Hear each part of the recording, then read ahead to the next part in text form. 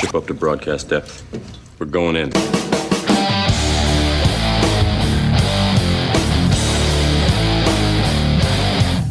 funny, people think that this thumbnail is actually real. AI is getting scary good.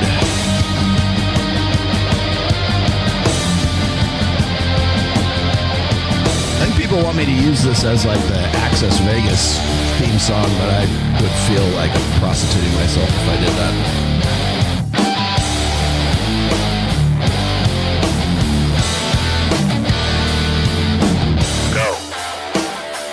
I need to do some Real Zero t-shirts with the blowfly on it. I think that would sell pretty well on the Sticker Mule store.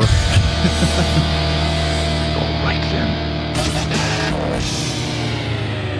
All right. I have Archwinger with me today. How's it going, my friend?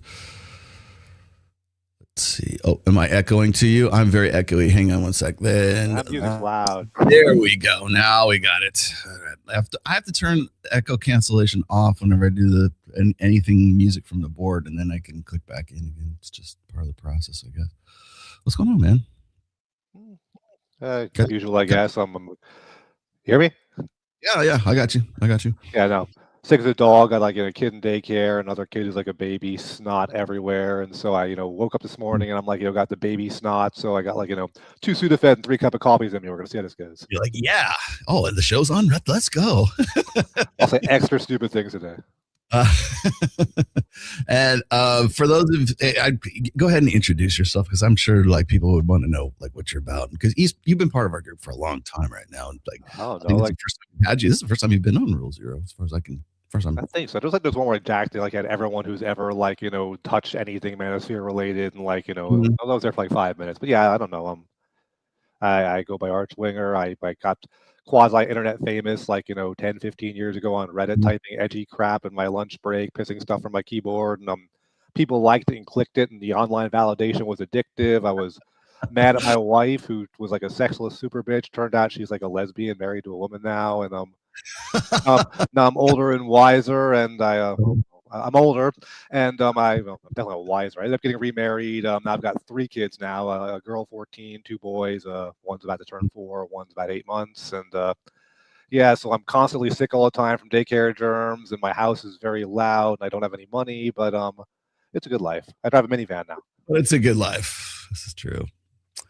Oh man, let me see. Where did I put we are recording. Okay, good. I haven't done this in so long, guys. I never use name tags on any of my stuff. But anyways, so it's funny because whenever I talk to you or I talk to Cappy, I'm kind of hoping Aaron Clary will chime in too. I saw Aaron last night. We were out at Bel Air here in Las Vegas, and he might come in. I don't know. We'll see. But if he sees you on the show, he'll definitely come on. But he's a bit abrasive, isn't he? Puts me to shame.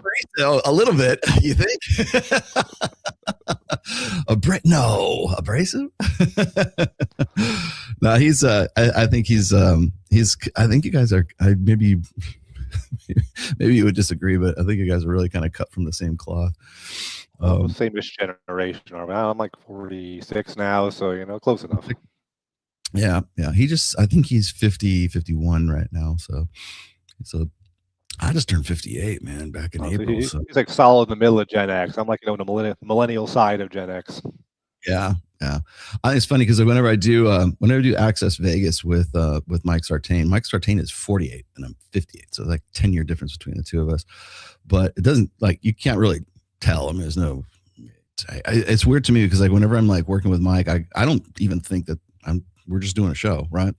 And then it's interesting, all these OG, red pill manosphere guys are 30, 40-year-olds, way back when, they were getting at the wrong end of divorces or something, figuring out that the dating scene's different. And, now we're all old guys, all these 20-year-old kids, and are I can tell you what women are like, but if you're getting online now trying to date a college chick, I can't tell you how that works. I figured that out and write a book.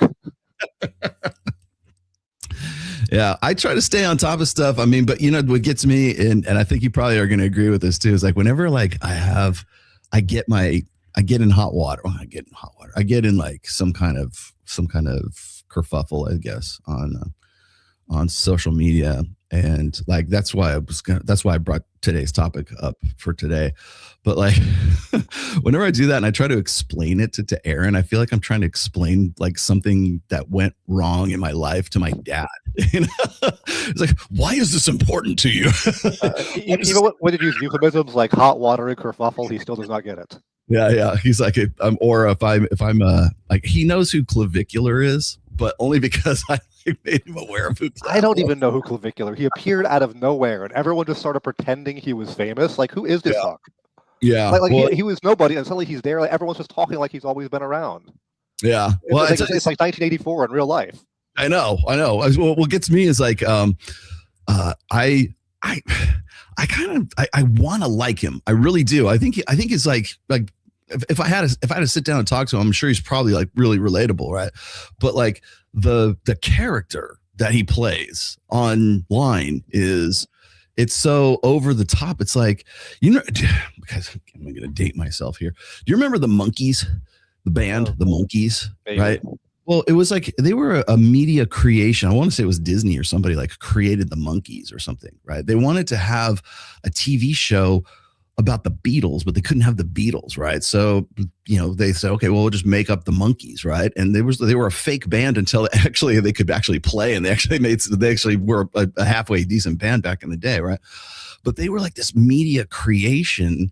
And so when I look at that kind of stuff and I go, that's basically what clavicular is. He's just the Monkees. He's like, we have to make this character up so that people will watch, and like every day it's a new crisis. It's almost like the Breaking Bad formula. Like, how is Clav going to get out of this one?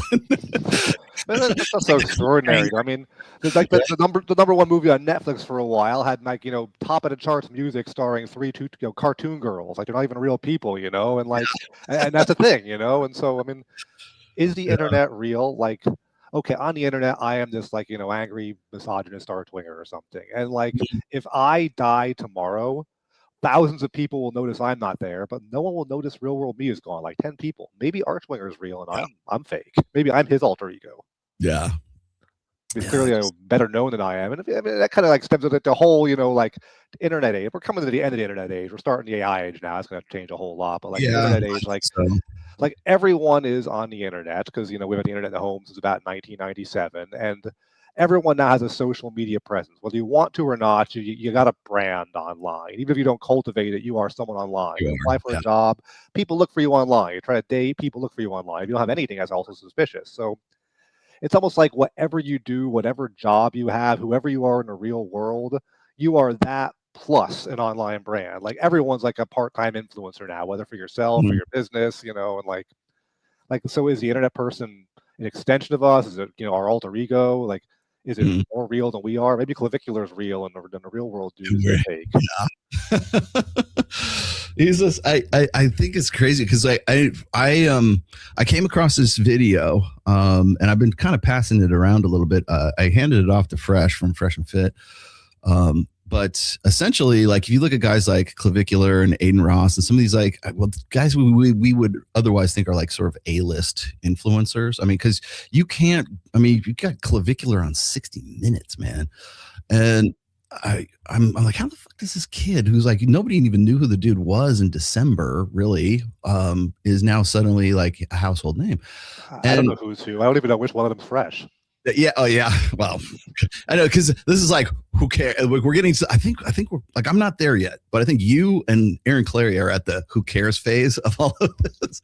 But no, I looked and I found this video, and it was basically this expose on all of these influencers who are basically astroturfed influencers, because what they're doing is they're just buying views, and they're doing it. They're doing an end run around the YouTube algorithm or the social media algorithm to do it, because they're pulling off basically what Andrew Tate pulled off back in 2022, which was he just crowdsourced a bunch of people to just replay his videos over and over and over again so that it would game the algorithm at that time, the 2022 algorithm for YouTube. And he didn't do anything illegal. He didn't break the rules. He gamed the system is what he did.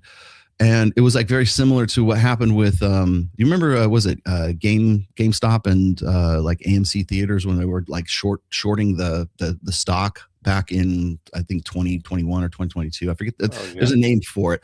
There's actually a Netflix documentary about how that happened. And what they did is they just crowdsourced a bunch of people to say, okay, we're going to really fuck over these Wall Street bigwigs who are going to try to put like GameStop and AMC theaters in the ground, right? And so what they did is they bought up a whole bunch of stock on of those companies, and they just sat on them. And they were going to short the actual those companies, and it didn't work because everybody had bought up all this stock, and then they held off from it.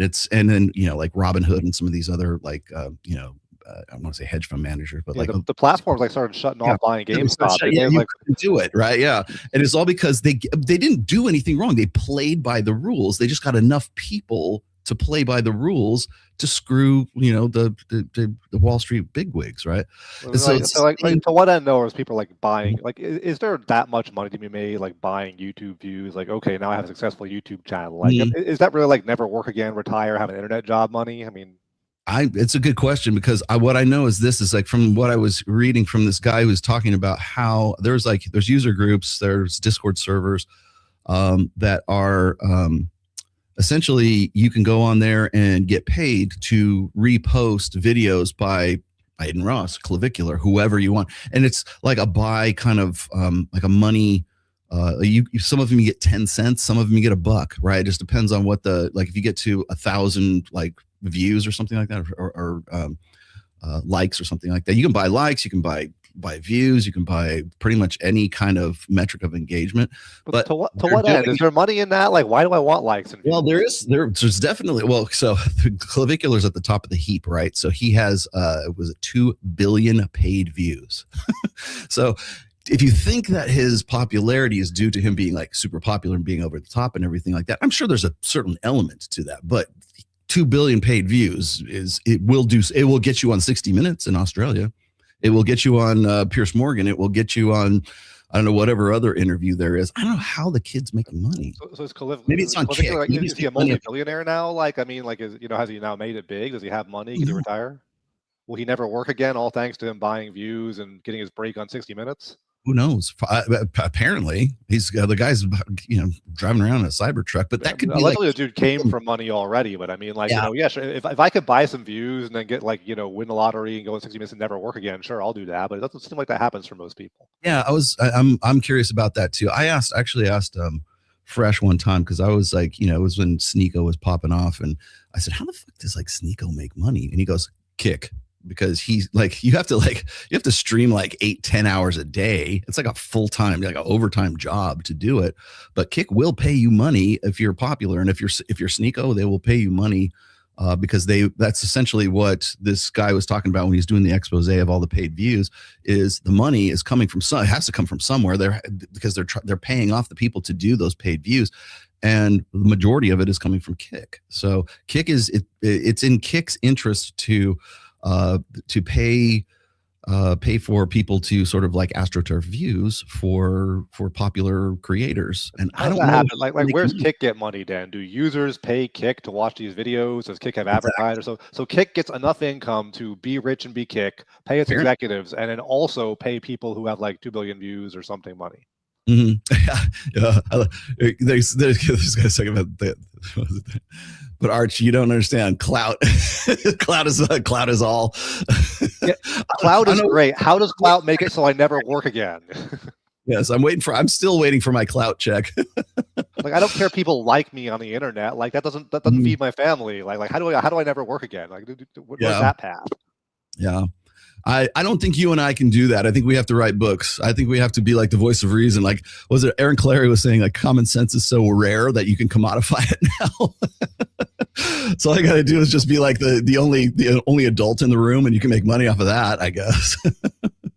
I mean, that is the weird thing. Like, you look on the internet, you have those like online gurus and all kinds of spaces. In Manosphere, the Tradcon sphere, and like these are just normal people. Like, it used to be like if you were going to be an influencer, you'd have to like have a skill. Like, I don't know, I repair refrigerators. You watch my channel or something. I influence refrigerator. I'll recommend Frigidaire to you or something. But now, like, you're just a normal dude who like votes right wing, you're married, you have a job, you have a house, you say things on the internet people agree with, and that becomes you're like a guru to man now, and like you're nobody, you're a normal dude who like lives in a house and votes right wing and says things people agree with on the internet. Like that's what you're just a normal dude. Like why is that guy someone's guru?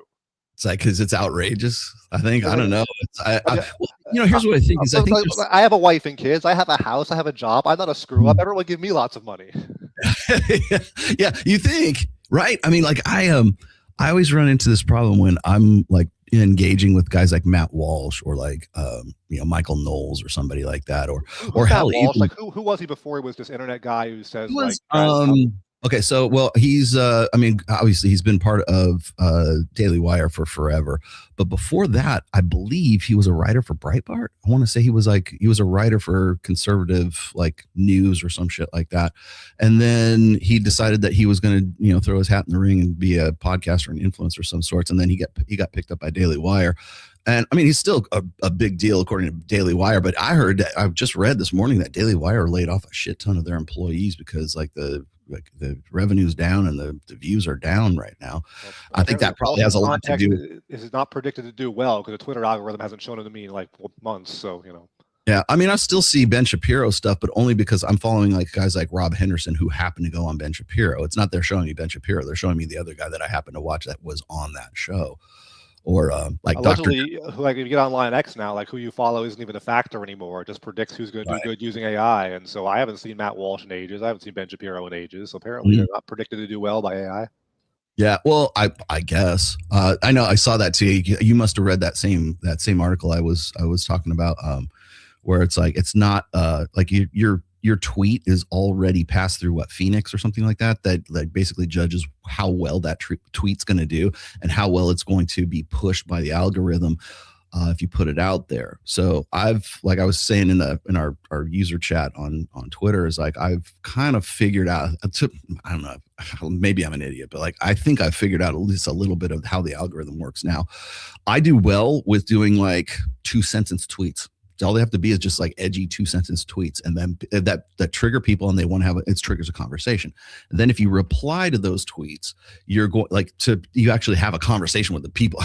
This is maybe a novel idea, I know, but you actually have conversation with the people who you like actually started the tweet thread with, because like you go look at like Chris Williamson and Tom Bellew or Steve Bartlett, all it is an advertisement. And by the way, it's very ineffective as an advertising platform for them right now, because they have a PR team that just goes and throws out, edgy, what they think are edgy tweets, but all it is just like, hey, watch the full video here kind of thing. But if you actually go and have a conversation with people, then that boosts the the algorithm will boost the engagement, because it shows that people actually care about the discussion here.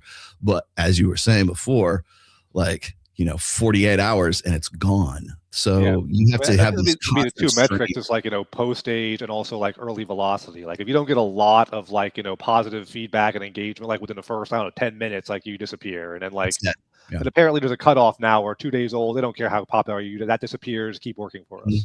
Yes, that's all it is. Is just they want a constant stream of new content is what they're looking for, and it has to be at least somewhat edgy, because otherwise people won't start talking. You can.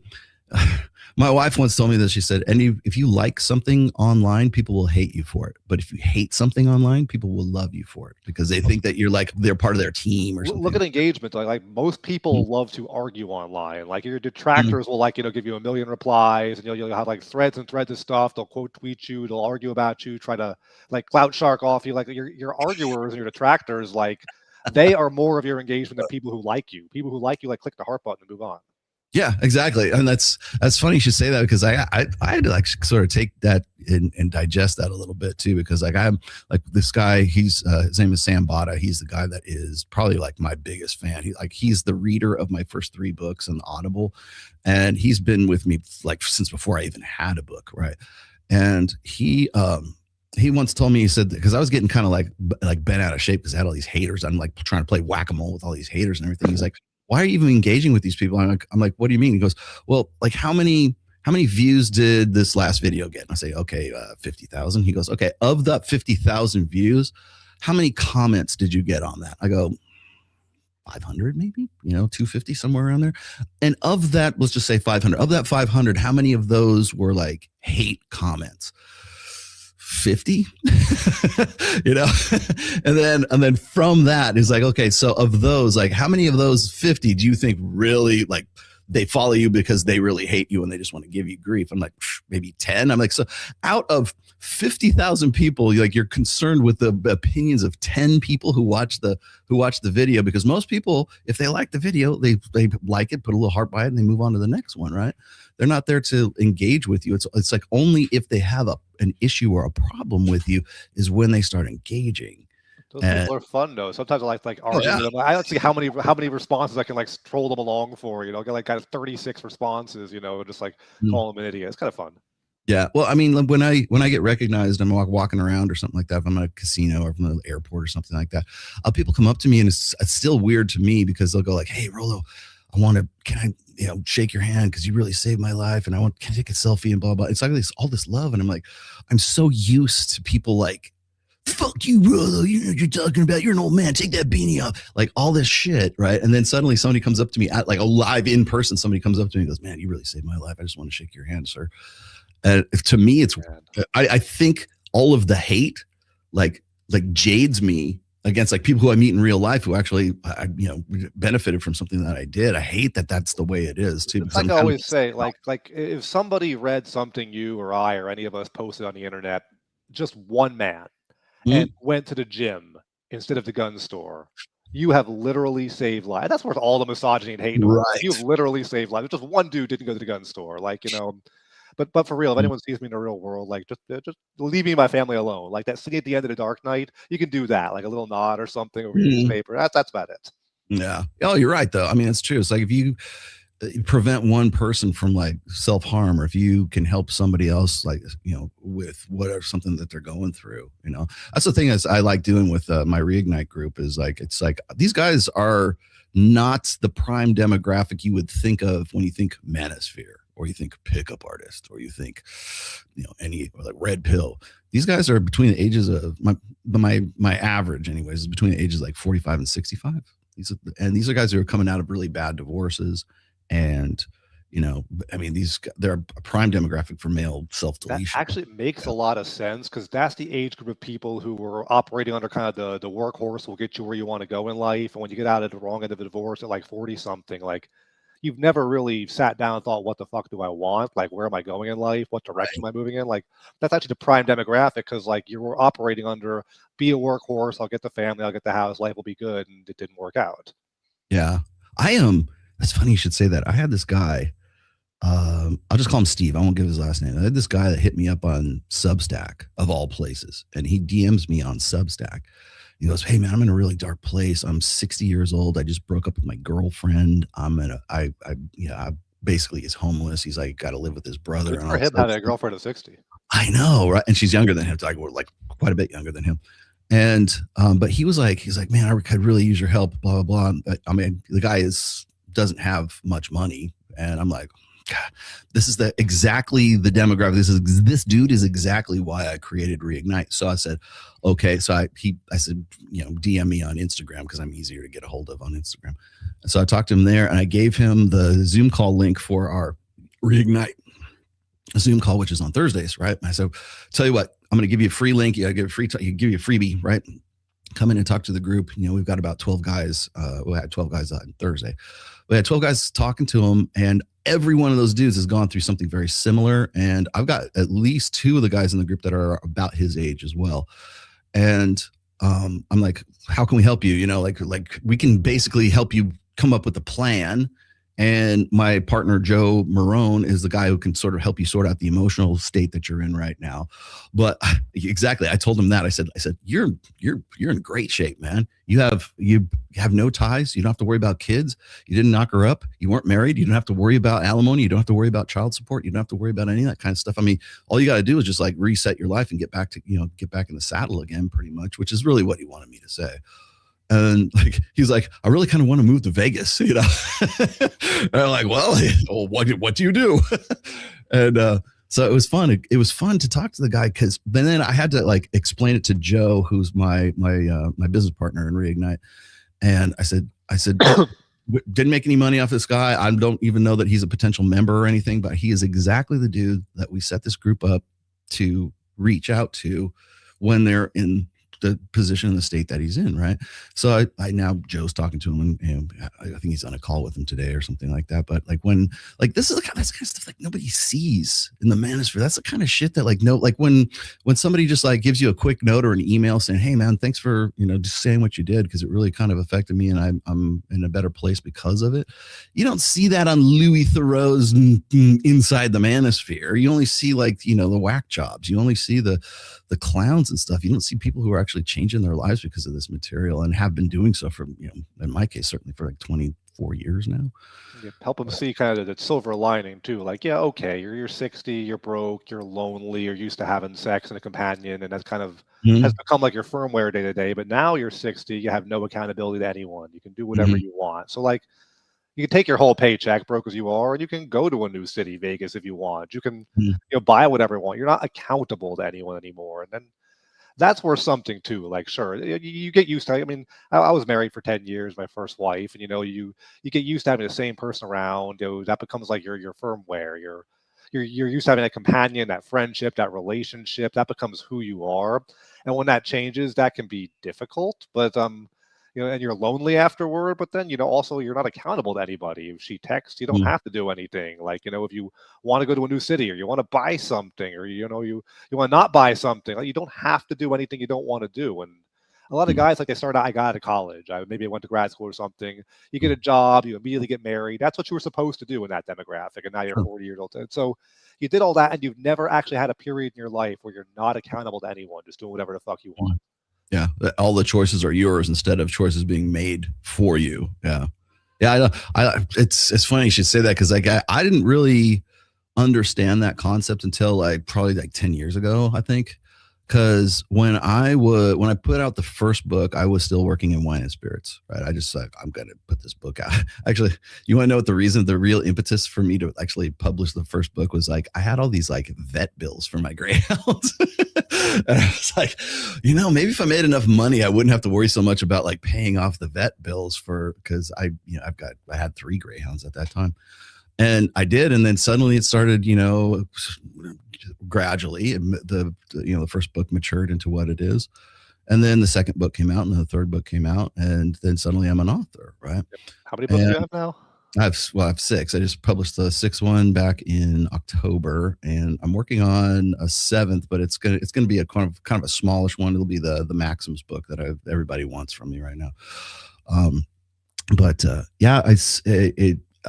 I had to sort of break myself out of that mentality of the 9-to-5er kind of thing. And it got to the point where I think it became real for me when I went down to go buy my Toyota Tacoma and I paid for it outright. I didn't have to go, well, what kind of financing do you want on this? No, here, you can have the money. It ended up costing you more now. Like if you finance with a preferred lender or something, they'll give you a price break and you just pay it off the next month.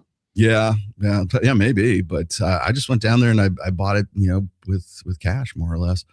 And then I did the same thing for my wife. And then I did the same thing for my daughter when she graduated from UNR.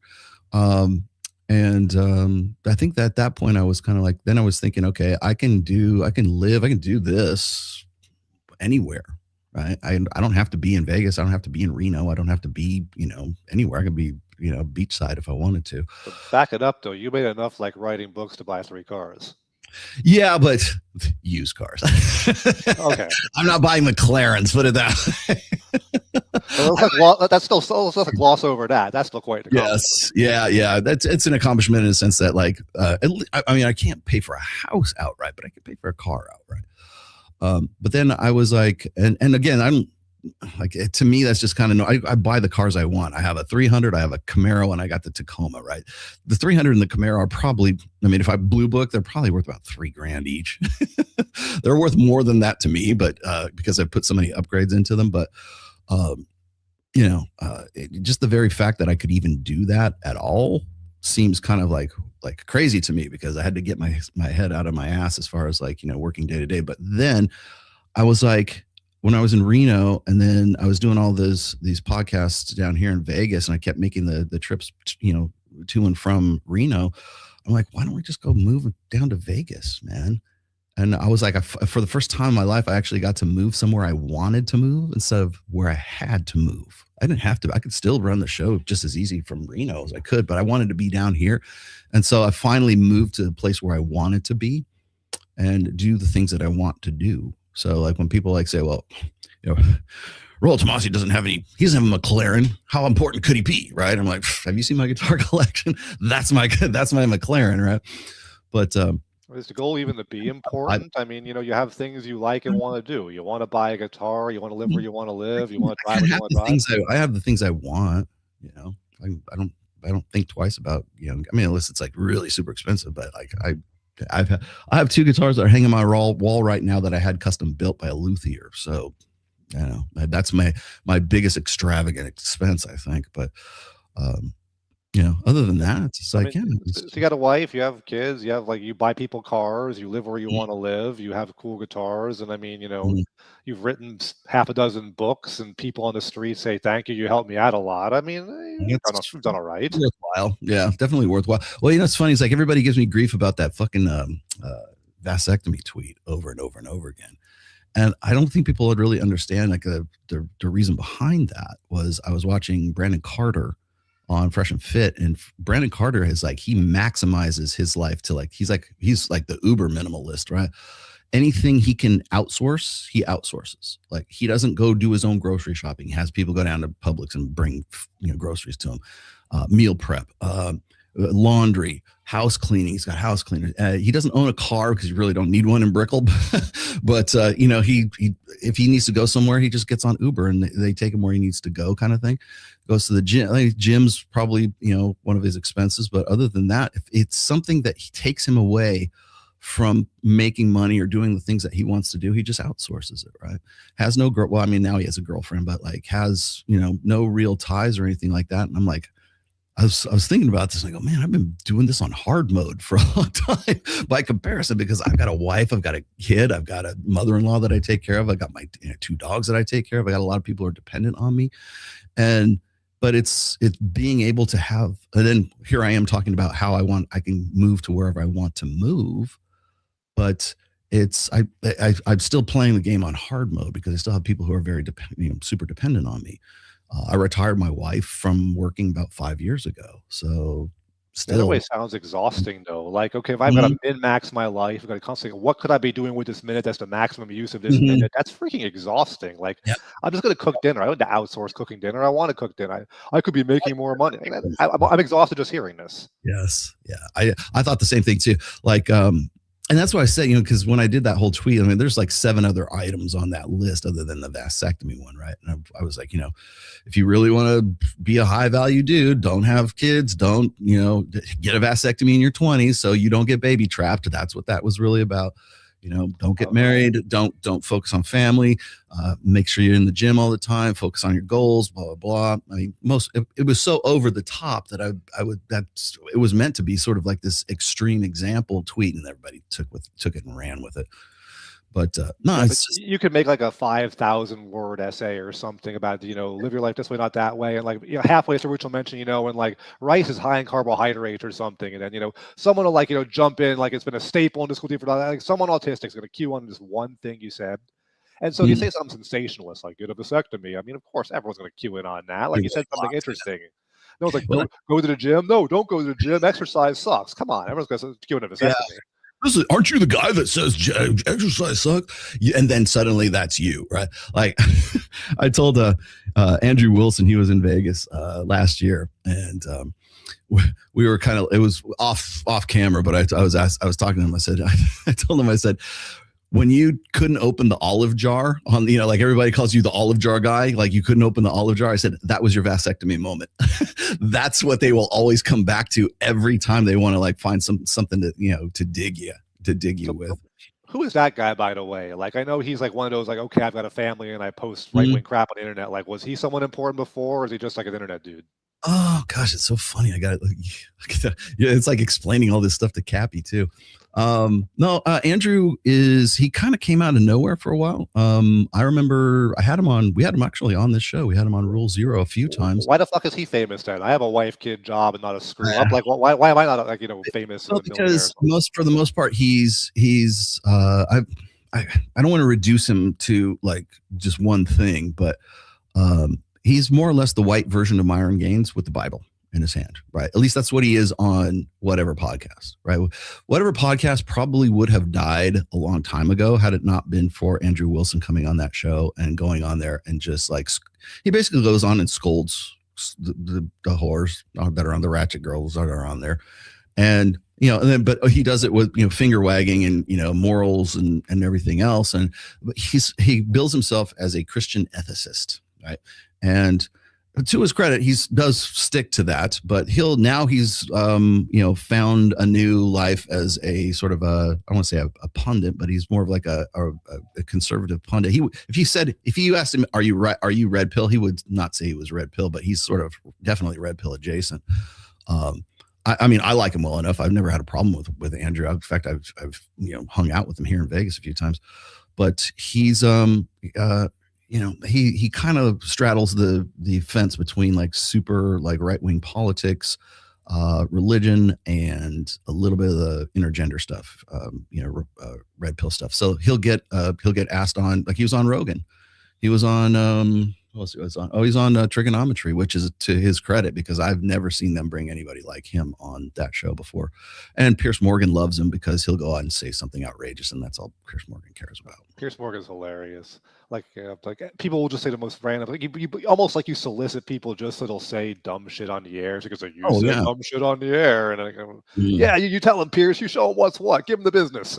I don't know. Did you see that one? Maybe you did. Maybe you did. I don't see how you couldn't have. But like when Pierce Morgan wanted to get all the guys from the Manosphere documentary on his show, he had Justin Waller, he had Myron Gaines, and he had Sneeko waiting in the waiting room on the Zoom call or whatever they were on, and then he brought on HS Tiki Taki, and HS Tiki Taki basically killed the conversation by like showing his wife's like Instagram, saying your wife is like, you're a cuck basically, she wants to bang the pool boy kind of thing.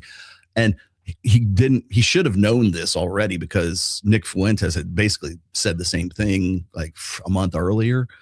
But it's like the ace card. Like there's no way he comes back from that. And then Pierce Morgan rage quits his own show. So you never got to see Justin or Myron or Sneeko or anybody else. He just rage quit his own show. Who was this HS Tiki Taki guy before he was on TV? Someone's like, hey, you say dumb shit online, want to be on TV? Okay. Like, the only reason I even know HS Tiki Taki's name is because he's the guy who kicked John Zerka's ass in Brickell, that I happened to be there at that same time when that went down. But other than that, I have no idea who the guy is. But he's basically the Andrew Tate's understudy because Louis Theroux couldn't get Andrew Tate for the show. Andrew Tate wouldn't do it, so he got extreme shit online. He probably even more so than Tate, to be like Tate plus more extreme. Oh yeah. Yes. He's like, hey, want to be in my hit piece in the Manosphere? Sure, I don't give a shit about the Manosphere. I get to be on TV. I'll grow my brand. And so he shows up. And that's all. That's what it basically boils down to. It's like a lot of these guys is, are you about it or are you about your brand? And you kind of have to be a little bit about your brand in some way, but are you all brand or? Like I said, though, I mean, like everybody, even you, like you're an author. It doesn't matter what you do. Everyone is my thing, and also a part-time influencer for my thing. Like you have to be now. You have to have an internet presence. You have to have a brand. Like if a business doesn't have a good web page, a good presence, like you're not going to patronize that business. So everyone's an internet brand, in addition to what they actually are.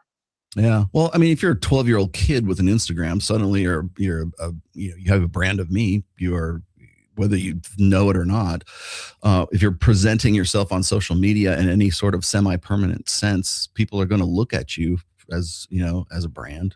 And it's what I see happening right now, and I wrote about this in the fifth book, in the intro of the fifth book, is it's what I call the Ziggy Stardust effect, right? It's like, when David Bowie was doing Ziggy Stardust, and he had to stop doing that role because the personality of Ziggy Stardust was starting to take over, because he created this persona for him, but was, on very entertaining. Don't get me wrong. I thought it was some of the best shit he ever did. It was probably the best album I think Bowie's ever done with Ziggy Stardust.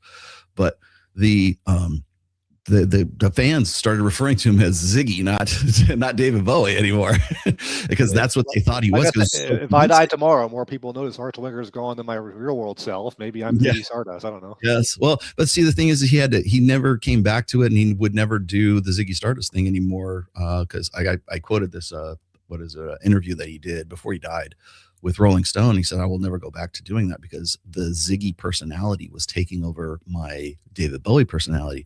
And I use that as an example because I see a lot of these guys who are like influencers who become their brand, right? They create this online persona for themselves on YouTube, or, I'm Clavicular. His real name is, I don't know, Joe McGillicuddy or some shit like that. But like we know him as Clavicular. So that's his persona. It's like his wrestler name. We know him as, can you name the actual name of the Undertaker? Macho Man Randy Savage. Or maybe it's Randy Savage. Is that his real name? I don't know. But like the thing, we know who the Undertaker is, but we don't know what his real name is, right? And it's getting to the point, I think, where a lot of guys are becoming their brand. Like nothing comes out of their mouth that isn't on brand. Like Patrick Bet-David is a perfect example of this. Like I've had dinner with him on a couple of occasions and talked to the guy, and it's just everything is on brand. Everything's on point. He doesn't say anything that anybody could quote later on that wouldn't be on brand for him. Even when the cameras are gone. Yes. Yeah. That's a problem. Yeah. That's a whole thing. It's like when the cameras are off, do you revert to, being you, or is you what you've created for yourself online? I don't think a lot of people are realizing they're becoming their own version of Ziggy Stardust. You got like those annoying like girl influencers who will go with like, they bring their phone everywhere they go, and they'll pop a squat in the middle of the frozen food section of the supermarket and take a picture of themselves because they think they look cute and post that for brand. But like when the camera's not there, like you're at the supermarket, you're not in makeup, you don't have your phone, or you're still that woman looking for the perfect shot, Yeah, when I love seeing these ones, like I don't know, maybe this is a Vegas thing, but like it's just the bitches I follow, but like there's some very like exceptionally attractive women, and they've taken it, like it's no longer about going to the gym and like getting guys to look at you in like really tight shirt, yoga pants anymore. What they do is they go to Costco and they wear really tight fitting skirts or whatever it is, like very skin tight or very revealing kind of clothes, and they just walk around amongst the normies. And then they have like somebody filming them, secretly with a phone or something like that. And they're, they get the girl in there because you have to know she's there, right? But they're looking at the reactions of the people that are checking out the girl, right? And it's not just the guys, because that's easy, right? It's the women that are looking at her like.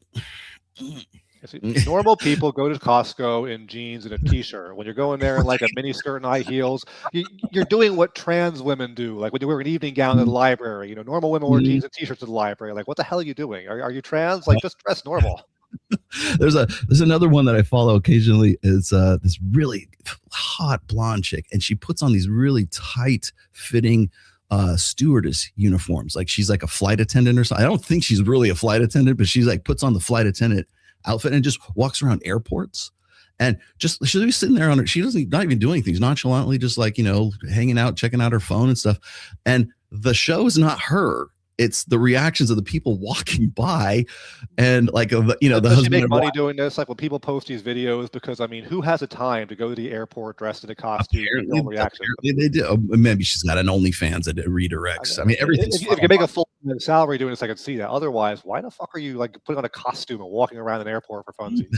I don't know. I think it would depend on like how much you're getting from your content on those platforms, because I know you can make money off of Instagram on that kind of content, but how much you make, I don't know, is really what's the point. But if you don't have a real job but you make a decent side, I can see doing that. But like if you could just be working your regular job and making real money, it just seems like it's I don't know. I guess some people do DoorDash on the weekends. I guess why not put on a stewardess costume and walk around an airport and film it? Yeah, Costco. Yeah, I know. It's funny you should say that, because like I wonder, like, how much money are you actually making by going and doing that? Are you doing that just because it's like self-aggrandizement, or it's just like look at me kind of thing as an attention thing. Maybe it's part of that. Girls do want to go viral and make a lot of money, but also like women kind of have this attention addiction. So I mean, even if I'm just like getting people look at me at the airport and get people to like my videos, that's you don't have to make $1 million. You got a rich husband or something, so you can just enjoy the likes on your videos. Like it's a possibility. Well, I mean, it's also decrease. I mean, okay, there's clout, there's market share, there's attention share, I guess, engagement. Like look at girls on OnlyFans, for example. Like 9/10 of them make $200 a month, if that. Like the millionaires, they're a rare case. And okay, so let's say you're one of the millionaires, you make $13 million or something on OnlyFans. Why didn't you stop after the first million? Like, you had enough money. Why you keep doing sex stuff online past the first million unless you like the attention? Like there's a certain, desire for attention. It just seems to, drive these people that I don't know. I've never understood that. Yeah, I guess it's a girl thing, but maybe there's some guys like that too. I understand the sentiment for sure. Like for instance, like Mike and I do Access Vegas. We do it like every other week, right? We do it every other Wednesday. We could probably be doing it every Wednesday, but we can't do it like every fucking day. We can't do the show like that, constantly, because you have to constantly get girls. You have to constantly, source people. I think we could probably do more with the show, but like as far as the panel show goes, we're only doing it rarely. So we've never turned a profit on Access Vegas, and that's not really the point of doing Access Vegas. It's because we're doing a long form content, which YouTube fucking hates, and we just farm it for clips, and then the clips do well. Like you can do a minute clip or 2 minutes clip depending on what you're doing. That's interesting. Like YouTube's a video platform. So like, why don't they want a 30-minute video? Why do they want to? Are they trying to be TikTok or something? Yeah. Well, that's the thing is like it's not a YouTube thing. It's not even so much an algorithm thing. It's a human thing. It's a attention deficit thing is what it is. That's why 45-second clips on TikTok always do 100% better than that. Makes a lot of sense. Like when I'm on like Google and I'm typing like how do I get this thing done, and it links to a fucking 2-minute YouTube video with a demonstration. I don't want to do that. Show me a goddamn picture. Like I don't have 2 minutes for a YouTube video. Well, I mean, and then the YouTube algorithm has changed alongside Twitter too. It's funny because Twitter's algorithm has prioritized quick hit, fast turn, 1 sentence, 2 sentence, maximum 3 sentence, edgelord tweets that you reply to, and you're good to go. Put a link in that, you're fucked. Put a video in it, you're fucked. Retweet it, you're fucked. Like because you only have so many slots that they're going to boost your content on, and if you retweet something, that's a slot. So you're basically helping. Well, you're not helping somebody else. You're actually screwing them, but you're like not making anything off of that retweet, and it takes up a slot that could otherwise have been used for a 1 sentence, 2 sentence edgy tweet, right? So if you want to try to make money off of YouTube right now, that's the engagement, and the engagement works, right? I mean, because if you say the right thing or the wrong thing, and you can do it in 2 pithy sentences, you're golden, man. And because you're gonna get boosted by the algorithm. The other thing I've noticed is that articles on Twitter are booming right now too, because they want you to use the article feature. So if you're going to do something that's a little bit longer form, you can't be a doctoral thesis, obviously, but if you can keep an article under like about 500 words, maximum 600 words, and it's something that again has to be edgy and has to be and it can't be loaded with fucking links or anything like that, they tend to push articles more. And if it's an edgy thing, it'll actually, you might even get to virality with the article. You gotta like pay money to be able to write articles on Twitter though. Like, I mean, I could post articles on Substack for free right now. Right. Well, that's the thing is like, I have a paid, my platform on Substack is paid, right? Unless it's something I really think should be free. And occasionally I'll throw out a free one because I want people to like, know what I do. Right. But Substack right now pays better than YouTube. Substack pays better than Twitter. Substack pays better than all these guys. And all I have to do is 1 or 2 articles a week. And it's all subscription based. I'm doing okay. I could probably do a whole lot better. That just means within 6 months, the boss will take over and it'll pay shit. Yeah. I was going to say, enjoy it now because something's going to give. I mean, that Nuke, our fellow white man. Hi, Nuke. Hey, what's up? Yeah, I just wanted to diversify the panel a little bit. with our Dominican What are you blood. talking about? You're the other white guy, the third one. Yeah. And Arch is Jewish, so we're not gonna get canceled for shit. So we're good. Yeah. We're safe now. I mean, only half my blood. I do like a space laser maintenance. I don't have like a real job. That's funny. Is Okay. everybody, I have to keep reminding everybody that like Aaron Clary is Jewish, not practicing Jew. He's just ethnically Jewish. I forgot that he was. I got to get reminded like every 6 months. I love it. I love it when people get all like uptight about that, and you know, especially like when Myron goes off on the Jews, like you do know one of your best friends is Jewish, right? Oh, here we go.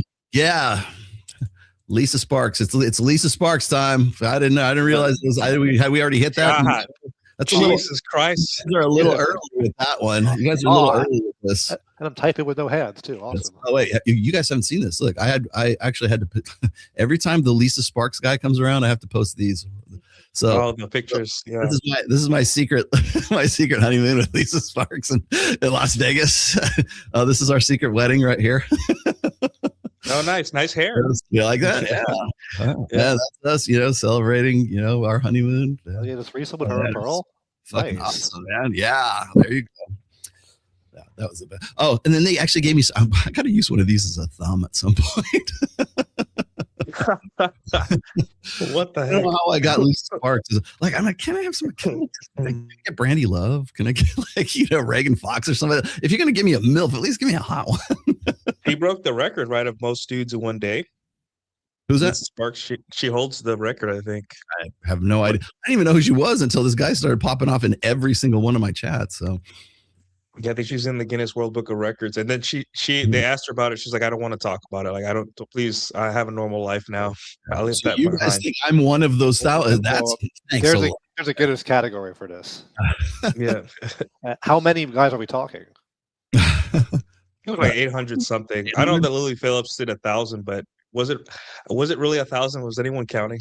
Did anyone sit there and was like, that's 3 or that's 152? All right, keep going. At that point, like what's that? Is that like 12 seconds a guy then or something? Like, does that even count? Yeah, I don't. If the dude just jumps in for 12 seconds and now he's that's a date. I know. It should be a very strict criteria for this. I mean, usually when girls tell you, "Oh no, that doesn't count. It was just 12 seconds." She wants to minimize her body count. Now it's like, yes, we're counting every 12-second guy. God, I know. What is this? I want to bring up this topic on the backlash of this game that got everybody steaming mad. The name of it is Pragmata. Oh, I've heard of it. So it's basically I don't know the premise of the game beyond that. You're in space and you have a cybernetic outfit. You're gonna go kill bad guys, and you're aided by this like 6-year-old cyborg little girl, which you take on. You're like the father figure for her, and she acts just like a 6-year-old girl. Which, I mean, it is kind of creepy, but at the same time, it's very wholesome because there's like a father-daughter relationship in it. And of course, the gaming industry does not like that a father is a good father. And that's the whole backlash of it. It's because it's a dad being a good dad. That's it. That's it. That's all it is. That's the backlash. It's kind of like nothing else. like Lone Wolf and Cub, right? Yeah, yeah. And the little boy, right? Yeah. Yeah, of course I hate that. That's Or it's like the Mandalorian. It's like, turns out that to save Star Wars, we don't want like Rey. We want the Mandalorian protecting baby Yoda. we want kids. We want maternity. I don't understand how is there backlash about there's a fatherly character in a video game. People are like, there shouldn't be one, or it's creepy and pedophilia. Like, what are they saying about it? Like, I think it's everything. I think they just don't like they don't like positive masculinity, right? They don't like the fact. What are they saying? Like, this character doesn't belong in it. This topic doesn't belong in it. Like what? How could you backlash that specifically? Well, there was a viral discussion where it's like men aren't actually like that. Men actually have to be protected against children. Blah blah blah. It's the whole thing where like if your kid gets hurt, don't take them to the hospital unless their bones sticking out, because you're going to get questioned by the doctors and the nurses, because that's how they see fathers. We hurt children. That's narrative, right? And that's the same narrative. It's like, why is this father care so much about this child? It's pedophilic to be a good dad, even though it's an adoptive cyborg cyborg baby or toddler. And I guess that's the same narrative. And it's just, again, the gaming industry is very feminized, as you can see. There's female Warhammer. I don't know what they call them, Rolo, but Adeptus Custodes. Yeah, they decided they were going to retcon that because having a female Custodes will totally improve the game. Yeah, it's just a reflection of like the family court. Yeah, the family court system and all that stuff, where you make a wholesome game about a guy that just adopts a child, uses the child, they have fun. She's like drawing him little drawings like you, like the little Crayola drawings and stuff. It's wholesome. Like, and there's a story about a guy who's like, hey, I lost my daughter, same age, even looked like the character, and you helped me reconnect with my, deceased daughter, which is a little bit weird to say out in the internet. But hey, it was very wholesome for what it's worth. And then everyone's like, wow, this is so wholesome. And the company's using that for marketing, which is even more weird, because why not use dead kids for marketing? And now everyone, like, I guess women do not want to face the fact that maybe the reason they're not happy mothers or mothers in the first place is their fault, because dads are pretty cool. They're pretty good people for the most part. We like our children. We want to protect children. It's within we will die for children that are not even ours. So it's like, it kind of challenges that narrative. Dad is actually very involved in his child's life, helps out a lot with exactly. The child care. And the ones who don't are like working 16 hours a day. It's not like, do nothing dad burping in his underwear, watching TV while mom does everything. Yeah, there's that pre-established kind of narrative that goes there, like men around children are not to be trusted. If you're at the park with your kids and nobody can tell that those are your kids, and you're sitting there on a park bench, people look at you like, oh man, this guy's checking out all little kids, right? Or there's a story, it was about, maybe like 10 years ago, about this guy. He was actually a cardiologist, older guy, and he went into Barnes and Noble, and he went into the children's book section because he was looking for a book for his nephew, right? Because it was the kid's birthday. He wanted to find a book for the kid, and apparently the employees or somebody who was around there reported the guy, and the Barnes and Noble people asked him to leave the store because they thought he was like this creeper. They thought he was like in that section. He's like, I'm just trying to buy a book for my nephew, kind of thing. Well, it turns out the guy is like a cardiologist and has money, and basically brought this lawsuit up against Barnes and Noble for kicking him out. And I think he just did it because he just wanted to draw attention to it. I don't think he was like trying to make a big payday out of it, but it brought to light. I remember I wrote an essay about it when it happened, but it brought to light the fact that you are, just as a guy being around children, you're automatically suspected of being, a pedo. And an uncomfortable truth is, like, if we went today and we replaced every daycare worker in America with a man, the amount of child rapes would skyrocket. Statistically it does happen more, but that doesn't mean, like a dude in the children's section is like creeping on the kids either. Like you got to view it with an appropriate lens. Like if 0.001% of guys are that way, that guy's not, but Well, that's why I lock horns with dudes like Dr. Richard Reeves when he's talking about, we need to get more men teachers. We need to get more men in education. I go, well, think about the investment you have to put in as a teacher in the first place. I mean, you're taking out student loans to do this. You got to go to at least 4 years of college to learn what you're going to teach. Then you got to go for another 2 to 4 years, depending on where you teach, for teaching credentials. And if you decide you want to get into special needs kids or something like that, that's that much more and that much more money to get into a job that is low status, low paying. Nothing. Like if teachers paid $500,000 a year, the best, brightest, most moral, cleanest nosed men in the world be knifing their neighbors for that job. But it pays like $50,000 a year, so men don't want to do it. Like if it paid $500,000, it would be a dominant like male profession. It's just the status is like, it's funny. I was on my show last week and I was trying to remember like some teachers that were important to me. And remember, I was in high school in the 80s. So it was like, I can still remember like the ones that really made an impression on me. And I think my teachers were a little bit more like 50-50. I think I had, 50-50 male and female back then. But the thing is like, you get these guys who, it's a great sentiment to say, hey, we need to get more men in the teaching professions. And I'm like, yeah, well, they go and they put all this investment in there. It's a low status job. It's a low paying job. And it's a high risk job for guys for exactly what we were just talking about a minute ago. If there's any kind of indiscretion, it's a female dominated, industry as it is. So if you don't toe the wokesy feminist line, or you're suspected of, being conservative, you're already on, fucking thin ice. And then if there's even anything that looks like any hint of, inappropriateness between you and a female student, you're gone. And all of that investment is out the window. All that 8 years, 10 years, whatever you put into it, gone. The low pay tends to attract the worst of the women too. Like, yeah. First of all, there are good teachers out there who feel the calling, but like for every one of them, my first wife was a teacher.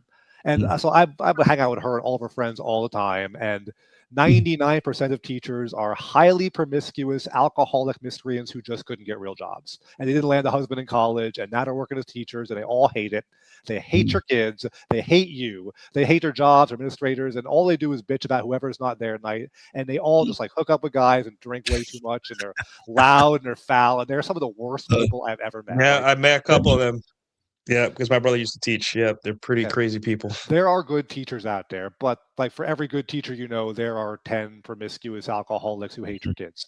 Well, I finally did my my annual teacher student, rapist show last week on my Sunday show. And I should have done it sooner, but I had to get on it because Rob Henderson decided that he was going to pipe in about like how, these women just want attention and everything. I'm like, no, they're 24, 26 years old on average, and they're looking to hook up, and they're in the proximity of young men that turn them on. That's essentially what it comes down to.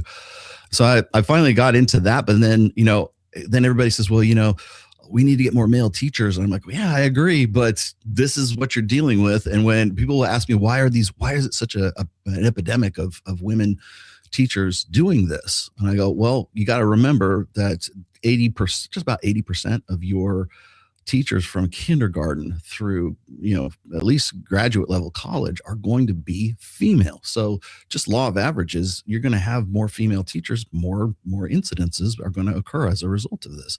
So do men do it too? I'm sure they do, but in lower numbers because there's simply fewer men in the pool to begin with. So like I think people want to believe that the worst of guys, like when it comes to like, men being around children, or in a video game where the protagonists are a little girl and the guy, and there's that father-daughter dynamic going on right there, and there's nothing weird about it, nothing creepy, nothing sexual whatsoever. If anything, it's a father-daughter dynamic, and people just lose their fucking minds because it goes against this sort of preset narrative that they already have in their heads. I mean, you go on the internet and you see that kind of inflamed too. You have all these women who are like, yeah, every dad is dreaming of molesting his daughter or friends. That's just how men are. And I'm like, I'm sorry, what happened to you? But that's unique. That's not normal. Like whatever happened to you, that's your dad. That's not all women, and that's not normal. I mean, well, that's the narrative of the game. It's just like, no, your dad's supposed to be neglectful and assholes and mean and weird and hurt children, and only mothers and being like a woman is the only way to parent, right? But the dad is just like, oh, thanks for this picture you drew for me, cyber kid. And it's, that goes against the narrative. So it makes sense. Well, so I have to get to today's topic because people are going to be pissed off at me because I waited an hour for it. I was waiting on Nuke to come in. I needed more. I had to get at least one more opinion on all of this. So let me give you here's the setup. About a month ago, I was on Sean Kelly's Digital Social Hour. It was like the third time I've been on his show. Sean Kelly's a good friend of mine. So like if he needs somebody like on a moment's notice, I'm the dude he calls because he knows I'm in Vegas. The interview, or it's supposed to be a debate. The show was supposed to be a debate between Myron Gaines and Rashad McCants. Now, you probably don't know who Rashad McCants is, Archwinger. So I will tell you, he is a former NBA star player, and he used to date was it Khloe Kardashian, I think. I don't know which Kardashian's which. Yes, and the chubby one, right? That's the chubby one.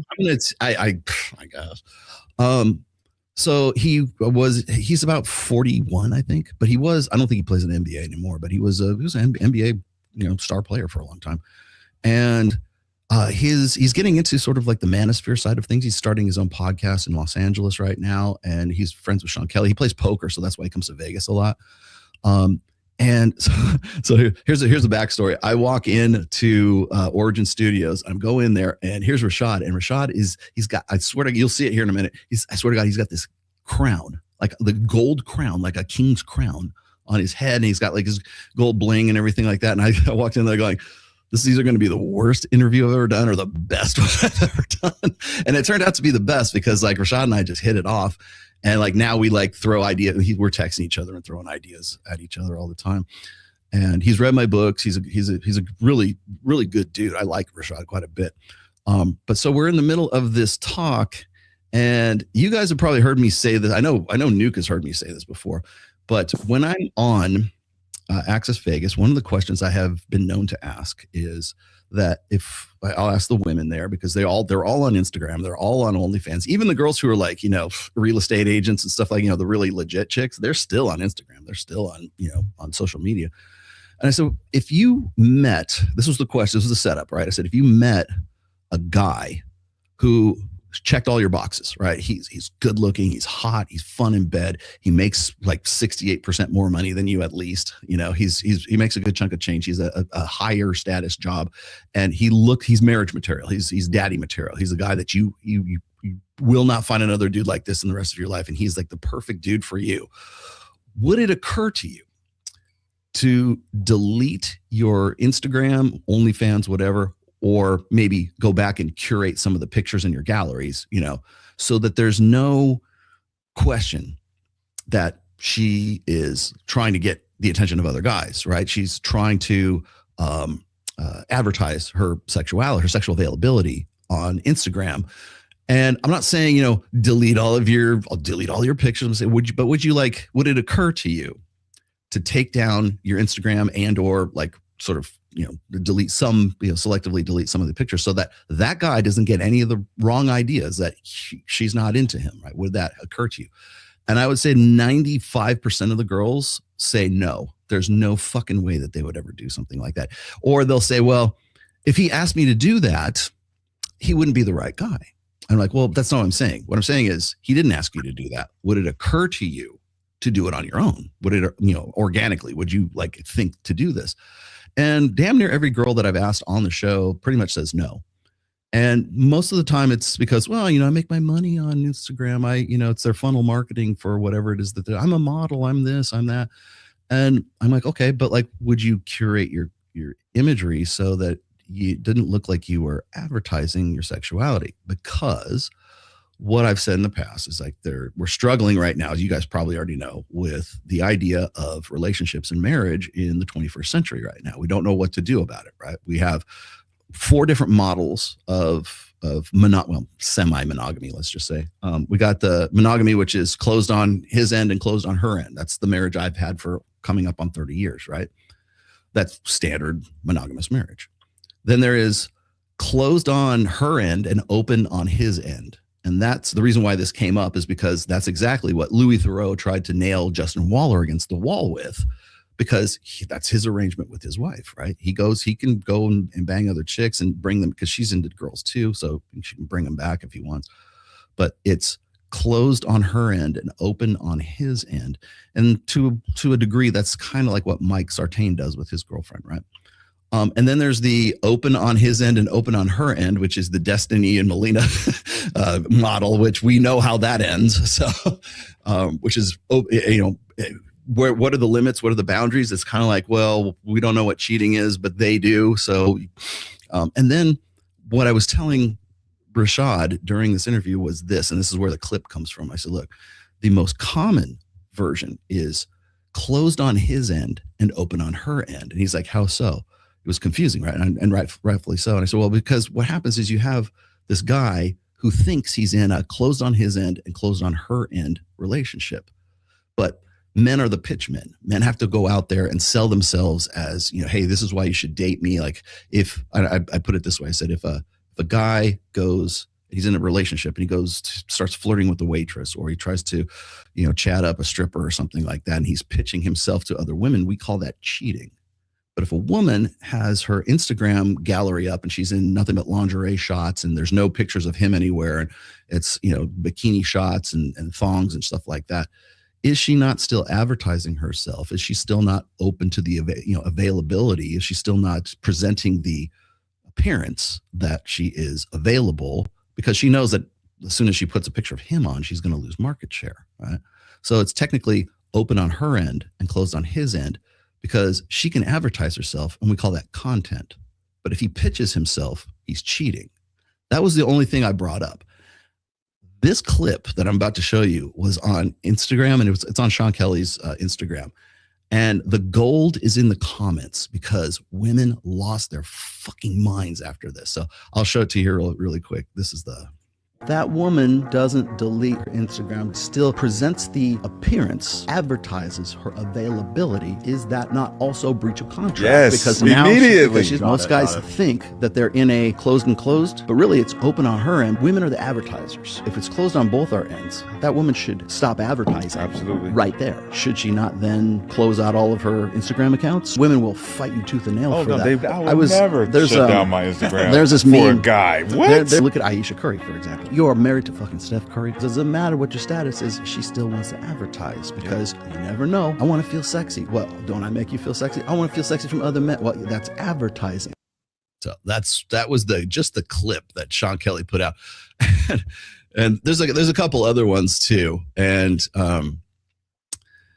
so I've been texting back and forth in a text group with Rashad and Sean Kelly. I go, when is this whole thing going to drop? I said, throw me a bone here because I can't do a reaction video to this until your video is out so I can put everything into context. But it doesn't matter because everybody wants to take it out of context. And so every chick, and I'm talking about women that I know, chime in the comments on this, and they are just livid that I would even suggest that women would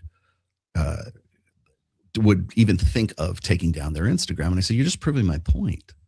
It's like there needs to be that fail safe, or that it needs to be that sense of availability. So, but that's I can read some of these comments to you here. Like, what did she say?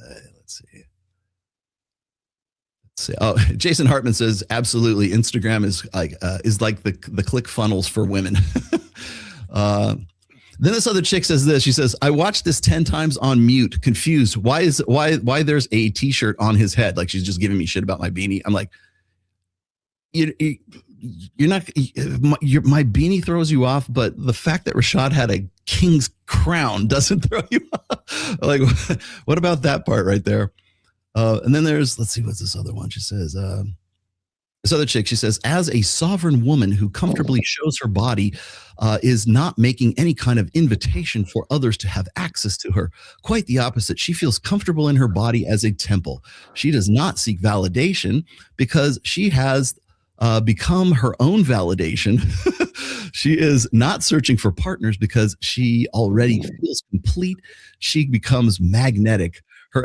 She expresses her sensuality and as her most natural energy. She no longer hides herself to avoid making others uncomfortable. She simply is in her full authenticity and spreads her light, not to overshadow, but to illuminate and inspire those who are still in the shadows. TLDR, that's like realtor speak, like under contract, accepting backup offers. Yeah, exactly. So that's, a lot. I'll probably read the rest of them on tomorrow's show, but like, that is just my whole thinking in all of this was just like, I'm just pointing out the obvious here. It's like, having Instagram is a fail safe for women. And so to put the last nail in this coffin, last night, I went and I made a Twitter poll and I said, ladies only, right? I said, ladies only. I said, would you rather give up your right to vote, or would you rather delete your Instagram? I still haven't looked at it yet, but because it's a 48-hour one. But that's not fair. Voting doesn't matter. Your vote has no effect. I want to say that most women will say I would lose my right to vote and keep my Instagram. Pretty sure, but Anyways. Yeah, but you also you couch the question very fairly, though. It's not like you have to have an online brand. Like if this woman's a realtor, an author, whatever she does, she's got to have an online presence. She's got to have a brand. She's got to be a part-time influencer for it. You're not saying delete all social media. You're saying going forward, no future slutty pics. And they're still like, no, I want to be slutty. Yeah. Well, the reason I say that is because it's a fail safe, and I think that's one of the things that women don't like being reminded of. They don't like being reminded that. I mean, this is a 21st century thing, obviously, but like, it's like Nuke. Do you remember when Allie did that one video where she was saying how she was dedicated to her husband and they want to have babies, and she's like, my husband, I don't work, my husband's my employer, he's my primary focus in life, and I want to be a wife and I want to be a mother, and she put it on TikTok and it went like 4 or 5 million viral. This was like back in 2022, I think. And people lost their fucking minds because they're like, you got to have your bag. You got to have you got to have some sort of side hustle. You got to have some sort of protection, girl. You don't know that he's not going to want to fuck this, this hot secretary later on down the road. And so everything revolved around having sort of this backup plan or this fail safe just in case, because no man could ever be trustworthy enough to actually support you for the rest of your life. Right. And speaking of, there's a viral Twitter thread. It's about to hit 1 million views about that same scenario where a guy he lived with his girlfriend for 3 years, which is one of the violations of the Iron Rules of Tomasi, right? Mm-hmm. And he found out right before his wedding that his fiance had $50,000 saved in savings while she was living with him and, not paying anything, just living with him. And he canceled the wedding. And now the internet, it's a really divided issue because men are like, well, that's unfair. I'm paying all the bills. And it's not like he needed the money, but he thought that she was actually struggling. She told him, hey, I'm struggling. I can't give you money. Meanwhile, she's racking up all this big savings account. And the women are just like, no, she did exactly what she was supposed to do because men lie and cheat and she could get cheated on and he can abandon her. And this is exactly what you're talking about right now. Mm-hmm. And it's really one of women's biggest fears is, whether it's manufactured or not, is what if my husband leaves me, or my boyfriend leaves me? It's almost like Twitter is like a prenup for women. Essentially. Yeah, it's essentially a prenup, right? Because if shit goes sideways, at least I know that I have 50,000 followers, 100,000 whatever followers, and I have orbiters, and men want to still want to give me attention. I mean, I'm sure there's an attention thing, validation that goes along with that, obviously.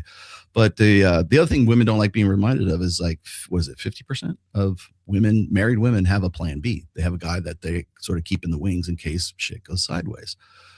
And I thought about that and I go, well, it's kind of like what Jason Hartman was saying. It's like, yeah, it's funnel marketing. That's what Instagram is for women anyways. It's funnel marketing for their OnlyFans so they can make $200 a month, Arch. But I think the whole narrative, the reason why this is, it like makes women bristle is because it's exposing the game. Like they simply don't trust men. And I've said this 100 times on different shows where it's like, for the last 4 generations, we've basically said, men are inherently untrustworthy. Right. So that's the bristle point is submit yourself to a man and you're essentially under his power. He could take advantage of you. He could cheat. He could be abusive. He could get fired and fail to support you. Anything could go wrong. Do you trust this man enough to be under his power? Like he literally could take advantage of you. I mean, if you're gonna have kids with him, so I mean, like you think she should, but women don't trust any man. I mean, women don't even trust themselves to that degree. So we live in a very low trust society right now. Yeah. Well, and then I get this. Here's one of my favorites. Maybe a burqa right away if you get married. You can't insta in a burqa. It's like that's they can. Yeah, they can. Probably can. They probably could. Trust me, I can show you examples. But I think it's funny. I was like, it's the automatic extreme, right? They think that by me saying I'm raising a question. I'm not saying you should do this. I'm just saying, would you, right? Because I'm pointing out the dynamics of an open on her end, closed on his end. Here's funny. They don't argue with me when I say if a guy is hitting on the waitress, that that's cheating, right? No, no one in the comments has said anything about that.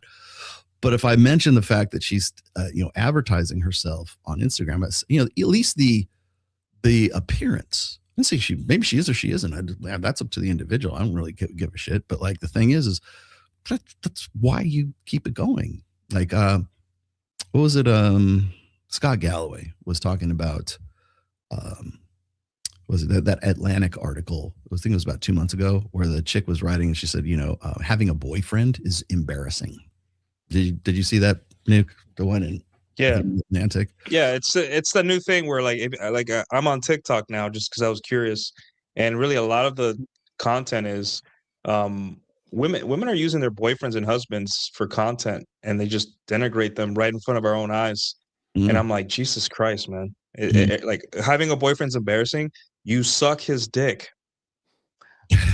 Sorry, Rolo. I don't want to get your channel in trouble, but like, can we stop with that shit? We're over an hour in. We're fine. You have sex with the guy. Like what is? You cannot sleep with the guy and then tell the internet that having that guy inside of you is embarrassing, because what does that make you? Like, girls don't understand. They don't right. two put two. That's the best you could do. Yeah. Yeah. Well, I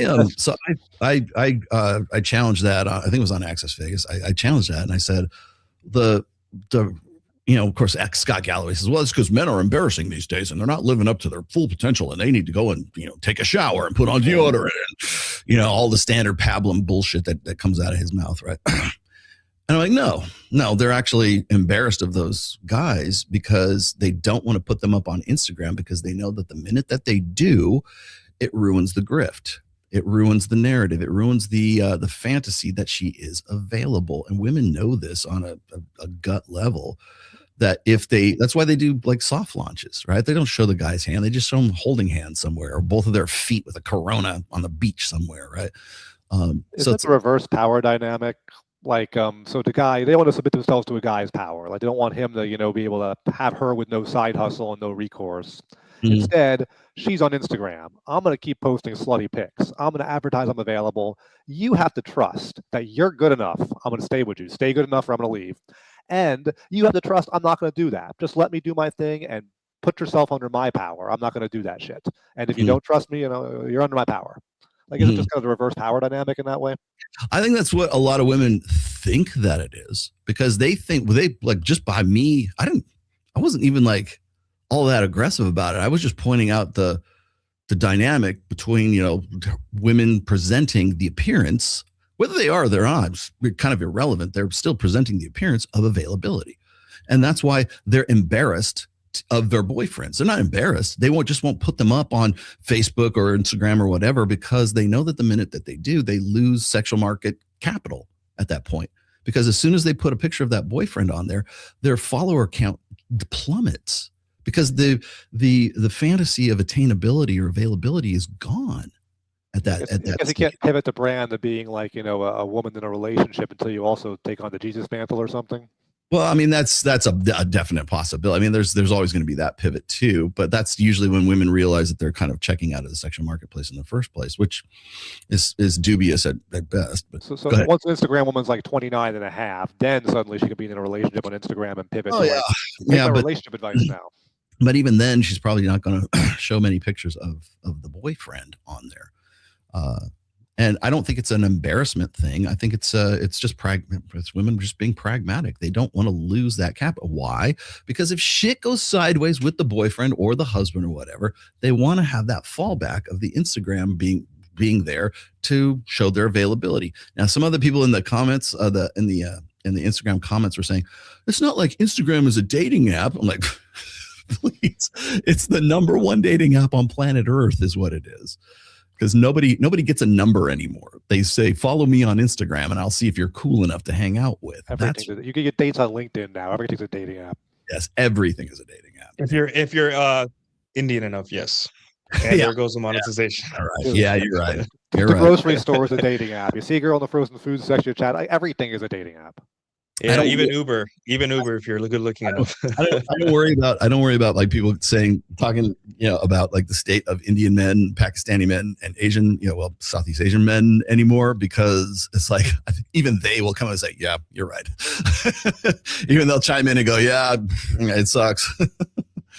But yeah, I was just saying that it's that availability. But beyond that, I think the idea of first of all, bringing that out in the open and exposing that really exposes a nerve for women. That's why they lose their shit. That's when I get like, have you ever even talked to a girl? Like when I do an emotional reframe, who hurt you?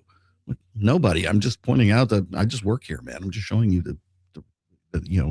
how things work around here. And I think that the hostile reaction is like, you want women in burqas. Guys like you are why, we are afraid to walk across a dark parking lot at night. Where the fuck is this coming from? I want to normalize that. I mean, everyone knows you're supposed to trust the person you're with implicitly and be willing to, do things like, I don't have to delete Instagram, but stop advertising, trust them, be under their power, be accountable a little bit to them. Like everyone knows you're supposed to do that. And these girls can't. Their trust meter is broken. They're unwilling. Maybe they don't not that into the guy. I don't know.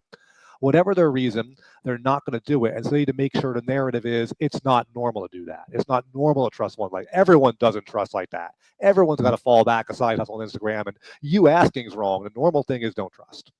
Yeah.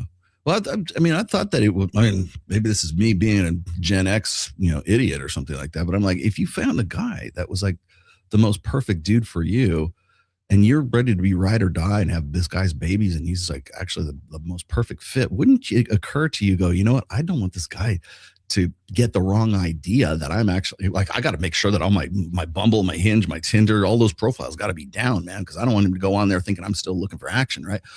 Why wouldn't that not be the first thing that comes to your brain, right? But these women think there's something wrong with them then. Mm-hmm. Like you haven't found a guy where you're like, I'm that sure. You haven't found a guy where you're like, I want to give all that. You haven't found the right guy. And you're like, well, I'm dating this guy for now, but everyone else, seems happy in relations, or everyone else seems not right. Like, I don't know. I'm not good enough. And so no one's good enough. No one should trust that way. She just feels like you're saying she's done something wrong because she hasn't found someone she feels that way about yet. Yeah. This is what breaks the tradcon's mind whenever they have these discussions about marriage and all that stuff. Like, they don't understand that marriage and relationships are more risky to women than casual sex. Like, they don't get that. They think that it's something wrong with us. And I'm like, I didn't teach women that getting with me means that they would lose everything. I work really hard, and I've in my past, I had a woman leave me because I didn't have a job. I had left the Navy. I was 1 month after leaving the Navy, and I told her, hey, I like where this is going, but I need a month off. I've been deployed 3 times. I need a month off so I can relax. And I already have 3 interviews, but I'm not working until I absolutely have to now, because I've been working overseas for 4 years. She's like, well, I don't feel safe enough. Like, that's not good enough for me. And then I moved on and moved to Texas. She still messages me from time to time, but that's the thing. Women don't trust us, so casual sex it is. So intradcons don't understand that. It just blows their mind. They think something's wrong. They think we're the ones licking the ice cream. I'm like, no, Brieffoot's law. Women say, hey, I don't trust you, but you can have sex with me instead. I'm like, okay, is that what you're offering? Then I'll take it. And I'm good with it. It is what it is. I mean, a guy she doesn't like or isn't serious about, she'll go home with him for the cost of a drink. If she likes you, then there's a penalty. Now you have to meet all these certain hoops. Now you have to have a good job and be relationship material. It's almost like you don't want her to like you too much. Yeah, and then now we have the A word, which is the ultimate failsafe. Rollo mentioned the word failsafe. I'm like, yeah, these are just all failsafes. Instagram is a failsafe. Social media is a failsafe. The girl saving $50,000 while living with her boyfriend, fiance, is a failsafe, and the A word is a failsafe as well. Women don't trust us, and it's also, it is not even worth to try to convince them to trust you, right? It's not worth it. It's just like, hey, there's nothing else I could do. I'll read this to you. This is what you just sent me. Is this that one? Story yeah, that's the tweet. Yeah, you hit translate and it'll translate it to English. It's already in English for me. All right. I just canceled my wedding just 2 weeks before the event because I checked my fiance's phone and discovered she has a secret savings account with over $50,000 in it. that she never told me about. We've been living together for 3 years, and during that time, I've been covering 80% of the expenses, including rent, dinners, and even vacations, under the premise that she barely made it to the end of the month with her salary. I even took out a personal loan to pay for half of the wedding party she wanted so badly, while she couldn't contribute more because she was at zero. When I confronted her, she didn't apologize. She yelled at me that I was a stalker for invading her privacy and that the money is her emergency fund in case things go wrong, something her mother advised her to always keep secret. My friends say I overreacted and that in the end, it's her money and there was no physical infidelity, so I shouldn't throw 3 years away. I feel like I lived with a scammer who left me carrying all the financial weight while she built a fortune behind my back. She's 50,000 counts as a fortune. She says that if I loved her, the bank account wouldn't matter. I say the trust is broken forever. What would you do? Is it okay to have financial secrets like this in a relationship, or is it a total betrayal? I'm reading you all. Fake. The thing is, no woman who has secretly saved 50 grand and pleading poorhouse the whole time left her phone out where he was able to open it and go through and open her bank app and see her $50,000 account. Totally fake. Yes. Yeah. I was going to say, I wonder how he discovered that. It's like, I just opened Capital One on her thing, and she had $50,000 there. She just leaves her bank account logged in, though she's been keeping the secret from me for 3 years. The number one way to catch people are getting caught with infidelity right now or stuff like that is the iPad, because everything gets pushed to the iPad. You can silence everything on your phone and lock everything up, but the iPad has a completely different set of like controls. Yeah. So I saw a TikTok where a girl's like, "Oh, when I'm about to go out with my girls," and she puts the iPad in the attic. And I'm like, I know it was a joke. I'm like, Jesus Christ.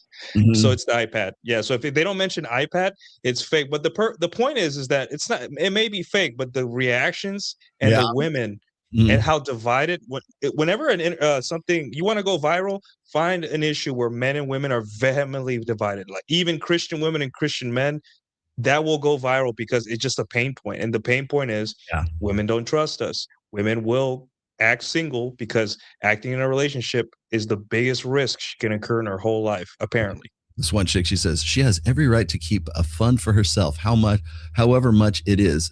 She's marrying you, but who knows how your relationship will turn out. More power to her. Every woman should do it if they can. And nosing on her phone is out of order. You have no right to invade her privacy. But the same token, you suggest like separate bank accounts. Okay, I have my money and your money, and that way we can both go our separate way and have enough money. No, you provide for her. That's her money. Like, right. Yeah. I was going to say, well, he already had, assuming it's a real story.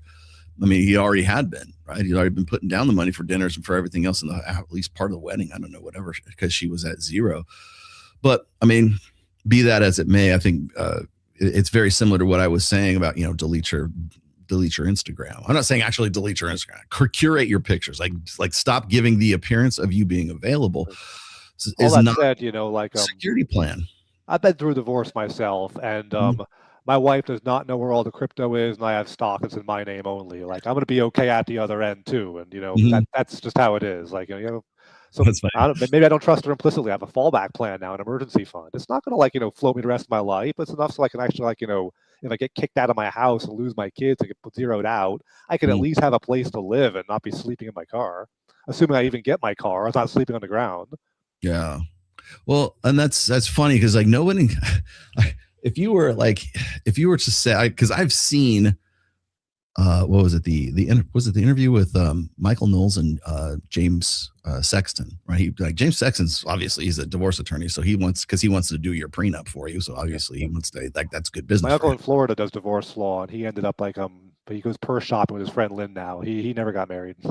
No, when he was presenting the idea, just the concept of a prenup to Michael Knowles was very vehemently against it. And he's like, well, why? He says, well, because it's like calling your wife a whore.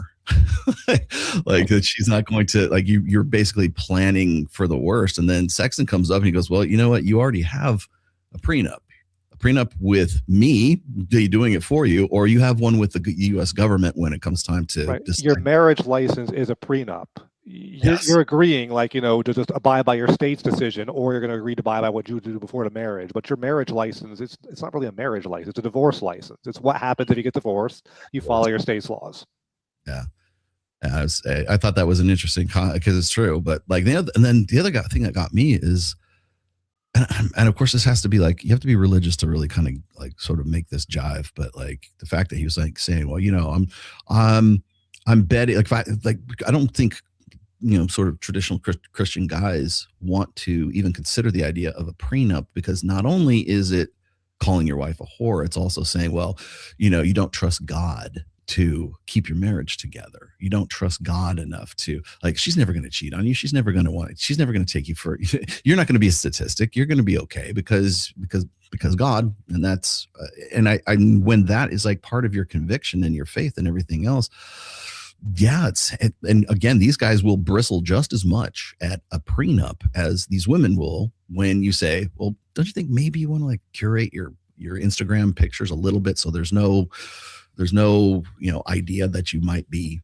Yeah, no more gym pics with the ass out bending over. Is that too much to ask?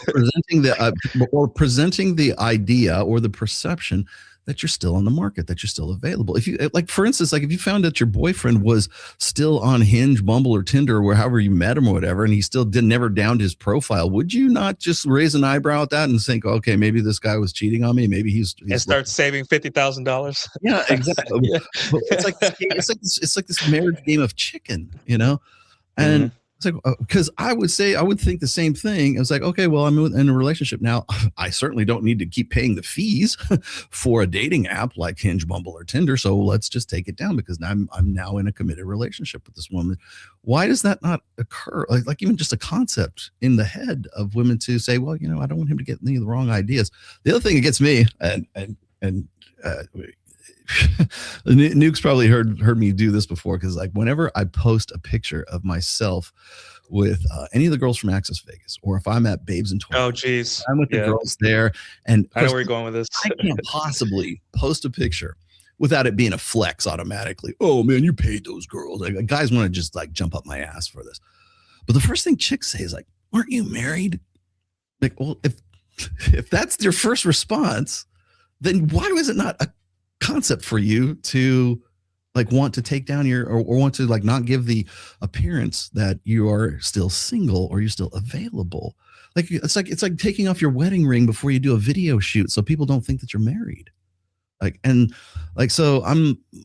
still their mind, if a guy does it, if I show up and I've got like 3 girls around me at the white party in Miami or something like that, that's the first thing people say. Well, isn't he married? I thought, my wife knows what I do. It's like, what are you going to do? Rat me out? I've been doing this for like 10, 12 years now. When Brett Cooper travels to goes to a fashion show, which is degenerate within itself.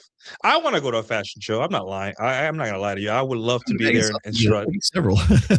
Yeah, but the thing is, like, there's a double standard. And like, the only reason we care that Brett Cooper is meeting influencers is because most mothers don't do that. Most mothers are like, I'm baking pies and I got to take the kids to soccer, or I got to do this, or I got to do that. Now, every relationship's different, right? But like, if I'm a father and I'm working, I don't want to go to a fashion show with my 6-month-old baby. I want to stay home, right? Maybe chop wood. I don't like. Are they getting paid a lot of money do they need the money? Whatever it is. Whatever, I don't know. That's what Arch was saying earlier. It's like, how do you make money off of that? What do you like? Are you like monetizing your ass shots on Instagram? Is it a tax thing? Like, if this is a tax write-off if I use this I don't know. What is it? How do these people do this with babies? The girls that I know from the show and the Vegas and everything, and if you know me on Instagram, just look at my follows, you'll see what I'm talking about. Most of the girls that I know are like FHM models. They're Maxim cover models. Yes, a lot of them do OnlyFans. Some of them shoot commercial porn, but others are like Miss Nevada. Some of them are real estate agents. Some of them are what Laura's a insurance adjuster. And there are women that I follow who are very attractive women, but they have normal jobs on top of that. But the very fact that that I would need to explain anything like that is like, well, that is pretty much proof positive of what I'm saying. Is why would you think that I am advertising my availability if I'm surrounded by, because this is what I do for a business. But why would you question my fidelity, but yet you're not going to think to like, hey, maybe I got this perfect guy. Maybe I should curate my Instagram. But as I said before, it comes down to that security issue. It's a long-term security. It's men are inherently untrustworthy. And, I still don't know how they make, Arch, you're right. I don't understand how they make money. I really don't. I mean, maybe if the girl is like, an OnlyFans chick, or she's an actual model of some sorts, but how do you actually turn a buck on Instagram? Maybe you got endorsements. Maybe you're like fronting for a brand of clothing or something like that. I don't know. Yeah, it's one thing if someone's like, a actual employed model or something, or, but like, just like a normal woman, like, your wife is skinny and hot and also has an Instagram where she posts bathing suit pictures for attention. Like, she's not making money on that. That's solely continuing to use Instagram as a dating app, like she did when she met you, like it's not a side hustle. It's not security. The security is I can jump ship to another guy when I find someone better. That's the security. Like, and models have pages where they act specifically, like, as a model, you don't have to have a Instagram page. Like, there's, like, if you're a model for like FHM will do your marketing for you. Like, why would you want to do more work? I don't know. It's just not a good enough excuse. I say this. Here's the test. Ask your girlfriend or wife to be like, hey, this picture of us I really like it. Can you put it as your profile picture? And there you go. You'll have your answer. You don't have to ask her to delete the Instagram. You just say, hey, I really like this picture of us. I'll put it as my profile pic if you do too. Yeah. And if she says no, there you go. So it's funny you should say that, because I've talked about this before, but I posted this in an Instagram shot. Oh yeah. That's Leo Messi, Cristiano, and I don't know who the other guy is, Paulo Bala or whatever his name is. So these are guys who are like top tier, like God tier soccer players, right? And so on Leo Messi's side, you see him and his wife. There's his wife on hers in the same bikini on the same beach. No Messi anywhere. And you got Cristiano, and it's basically this idea that women, even when they're with a top shelf guy, they're still promoting themselves. They can be on vacation with that. Like, I know one of them Ronaldo has kids, right?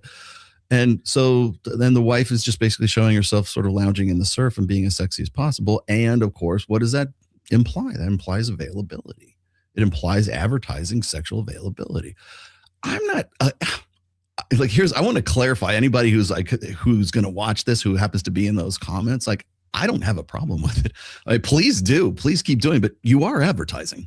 I mean she's don't not gonna like cheat on her husband, but like she wants, for some reason, internet strangers to click the heart button and reply, "You're beautiful." Like, she's not gonna cheat on her $1 million soccer player for that guy, but I mean, she just wants thousands of people to click the heart button and say you're pretty. Like, yeah. Okay, she's not making money on this, or is she making money on this? Because it seems annoying having a bunch of rules like heart, you're pretty. Like, that's creepy to me. I don't know. Yeah, that's funny. That's one of the things Mike always says is like, never like a woman's photo on like her stories or Instagram or something, or whatever she posts, unless she's like, she just got her degree in like, astrophysics or something like that. Unless it's a tangible achievement, like something that's really impressive, like then you can like that. But if she's just showing up in lingerie, like, there were a couple Twitter women who did that. That became a beef for a woman. It's like, I got my PhD, and she shows a selfie, and like she's like a cute, attainable woman, and everyone's like, she's just like whoring her pic for attention. Like, it's all about your pic, not about your degree. And then a few other imitators tried that. Like, even I got my PhD, or I got my master's degree now. Even that's like a bid for attention.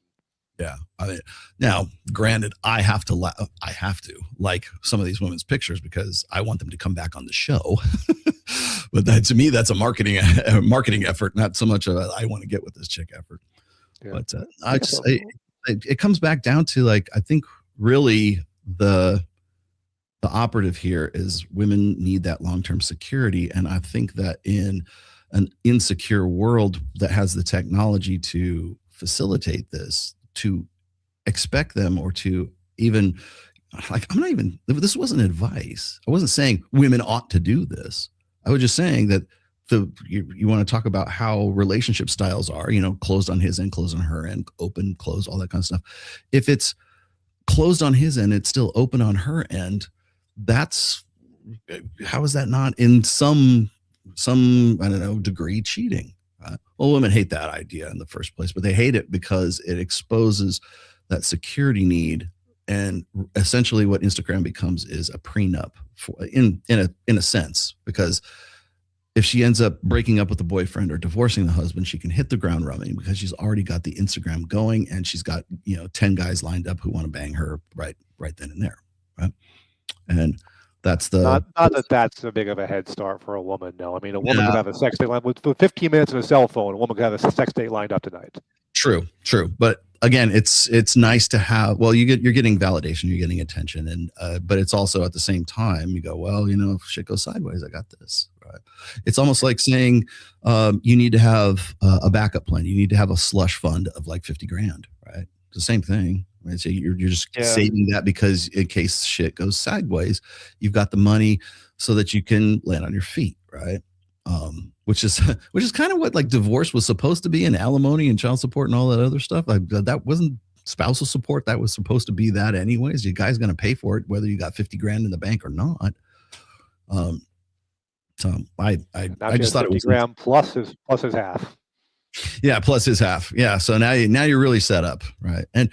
And I'm sure if I scrolled through the rest of those comments, there was going to be nothing but women saying, "Well, yeah, she should do that. Why does that bother you? If you're insecure, you're an insecure male for even thinking that or suggesting that. Right? How dare you not marry her because of that?" Yeah, but then when we talk about catch and release in the red pill, where you just you flirt with the girl just to make sure you still got it, but don't end up getting her number or anything, that's cheating. That's wrong. And this is what I got to say. Like social media, for me, what would bother me isn't the whole like her kind of marketing herself on the I guess what would bother me is the amount of programming they get, because like even girls that are decent girlfriends, which we've all had decent girlfriends in our lives, they come to your doorstep with, "Hey, did you know that other women are doing this? What do you think?" And I'm like, what does this have to do with our relationship? What does this have to do with this? What does this have to do with that? And I'm like, I don't know. A girl posting herself on the internet for likes and clicks seems to be less stressful than dealing with a woman who thinks that girls that post herself on the internet are the arbiters of relationships and all that stuff, if that makes sense. Mm-hmm. So whenever I don't have the jealousy that like men have over this, but I do have it grinds my gears that I have to explain to women that them needing a $60 Stanley cup is not necessary just because it's all chicken fashion. Like that's the hard part of social media with women. Yeah. The programming. Yeah. Well, I should probably also state for the record, I hope women do keep their Instagram. I hope they keep doing it. I think you have fun with it. Do whatever the fuck you want to, because it's no sweat off of my balls, right? Yeah. But I think so I'm going to play my own devil's advocate here. Whenever I bring this up, then you have guys that'll go, "Yeah, women should not be doing that. They want, they should, they implicitly trust their husbands and everything else." I think, and that response that it triggers in some guys is what women also bristle at as well. Like if I point out a dynamic like this, people think I'm endorsing it. Even the women do. They go, "Oh, well, you should put girls in burqas." No, I didn't say anything about that. I'm just pointing out, here's the mechanics of this situation. Please keep doing it, or like when guys will say like, "I like a girl who has natural boobs and she doesn't wear too much makeup." Not me. Please. I want you to have fake boobs. Like hot chicks. I'm a man. I like hot chicks. I don't give a shit. I will point out what the mechanics are about that dynamic, but that doesn't mean I'm endorsing that. Right. And, or when I talk about like body count, and oh god, I point out that if I go, well, it's hard to, I can't argue with the stats, when we're talking about like, a woman with a high body count has a harder time pair bonding and marital infidelity and happiness and all the other bullshit, all the stats. I can talk about those till the cows come home. But I'm not saying I don't think you should go out with a girl with a high body count. I mean, you should if you can make it work, fine. If you can't, oh well. You know? Have fun though. Yeah, don't just have fun. marry them, but like it's still red flags are green flags, man. What's the worst that could happen? You get sex with a slutty girl? Sign me up. Wow. For women, that's the power dynamic again, too. I mean, like, there's a school of thought that if something is legal and I have a right to do it, it is therefore wrong for you to judge me for it. Whereas I could judge you for whatever the fuck I want. Like, I have free will too. But like women think, well, I don't want to subject myself to even the judgment of a man, whether it's my Instagram, whether it's my body count, whether it's my 20 abortions, whatever. I will not subject myself to any, power or authority of men. Yeah. Well, it's funny you should say that, because it's like as soon as you do that, they get indignant because they think that by you just saying that you're on board with that. And it's like, no, I'm just telling you, I just work here, man. I'm just telling you how the phenomenon works. But then women also can't hear a thing mentioned without wondering, how does this affect me? Is this something I should do? What's he saying about me? Like, if you're saying it, you're saying she should do it. If you're saying it, you're saying she's wrong and bad. If you say anything she doesn't agree with, you're attacking her identity. Like, everything is about her because it's if he's saying I should wear a burqa, I don't want to wear a burqa. Rolo, why are you telling me to wear a burqa? I don't understand. All you men, and then they extrapolate it to every guy. Like, all the you manosphere guys are all like that. Like you just basically like went down this slippery slope, and now suddenly every guy that is like in the manosphere is suddenly like on board with everything that you and everybody who's not in the manosphere is secretly thinking that way. So it's all our fault that like no one's getting married and having kids. Not the economy at all. It's because like Andrew Tate exists, no one's getting married. Yes. None of our wives and girlfriends dress like grandmas. As a matter of fact, we don't want them to. It'd be embarrassing for us. Like, I don't want my girlfriend to dress like a grandma. Or I think Arch, maybe if you're going to get coffee real quick, but like a night out, you want her to like, dress like a normal, attractive woman. Like, we're not like this, guys. We want women to have choices and make choices. However, we just don't want to be embarrassed. It's normal. I got baby snot on me. I wear nothing but gym clothes. My wife's got a problem with that. She can. That's funny. That's funny. A quick story, really quick. We're running out of time, but like quick story, real fast. About 2 weeks ago, I was at Babes in Toyland, which is the charity thing that me and Mike do here, and it's nothing but hot chicks out there. Mm-hmm. We did it at this time. It was at Blake Shelton's Old Red, and it was a country kind of theme. So the girls are in Daisy Dukes and it was bikinis and boots kind of thing, right? And my wife really likes that look. She likes the Western kind of. She likes the the Daisy Duke stuff, right? And so she'll come out to that. Like sometimes she'll come with me to some of the other ones. If it's in Vegas, she'll tag along with me, right? And I always want her to, and I always want her to look good. I'm always like, what are you wearing? Let's go get you something new, Hey, because she looks good. I mean, especially we're in our late 50s and stuff like that. She looks really good. And I got this. Like I ended up picking. Got some pictures of my wife and Harper, who is Mike's girlfriend, but not his girlfriend, and she's fantastic, a fantastic body, fantastic looking girl. And, my wife and her like really, really get along pretty well. So I took some pictures of them. I will not be putting them up on Instagram, not because I don't think she looks fantastic in them. I think they're great. Maybe if Harper wants to put them up, that's fine. But I don't have a problem doing that. I don't have a problem. Hell, I want her to look good. And I like being out with my wife because I know that she can hold her own for the best part against most of these other chicks, right? But if I go and I do that, people will say, "Oh, Rolo's slutting out his wife." Rolo, I can't believe you let her do that. You let her leave the house like that. I'm like, with me? But see, that's the thing is everybody thinks that because I write what I do, I've been doing this for 24 some odd years, that I'm on board with all their ideological hangups. And I'm like, no, man. It's like, I think my wife looks good. I'm happy to be around her. I love having the association. She's really good with all the other girls that we're with. She knows what I do. She's friends with half of them anyways. But you can't convey that to them with one picture because they're just going to take that and run with that no matter what. Hell, I can't even post pictures of me with her without people going, "Oh, you're flexing." Like, where are you? I'm at Town Nightclub or something like that. Or where are you? I would never bring my wife to one of those places. Like, that's the most parasocial thing I've ever heard. See a picture like, where are you? Big pics are What if, work will be here, guys. What if there's like a diverse set of humans who happen to be male, who will like want different things and are in different places in their life and have different ideas about stuff, but like, we still kind of like to chat. We're still friends, even though we have like different ideas about things. Like, I mean, it's kind of a lost art, I think. I know. Everybody's either too happy or too pissed off about that shit, right? Relax. Jesus Christ. What do you mean, where are you? Oh, yeah, I'm going to tell you where I go so you can come here and accost my wife. I was in MGM at On the Record. It's 4 weeks ago, but sorry, based on the way your wife dresses and where you hang out, you can't be my guru anymore, Rolo. Yes, exactly. Like, yeah. God, I love that. Well, the whole thing was funny. It's like there's probably like half a dozen of these guys are in that original thread with me and Rashad, and they're like giving me shit like, I can't take anybody seriously who has a beanie on their head. I'm like, Rashad had a crown.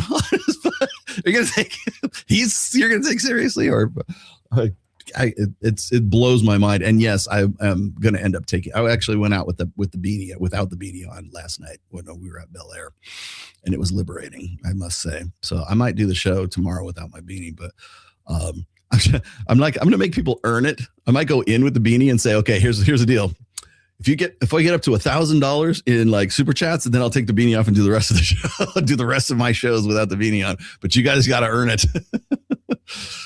Okay, last one here. Hello, gents. Well, nobody is safe. Even Lewandowski, Polish top-tier football attacker player in Champions League, is cucked by fitness personal trainer of his wife.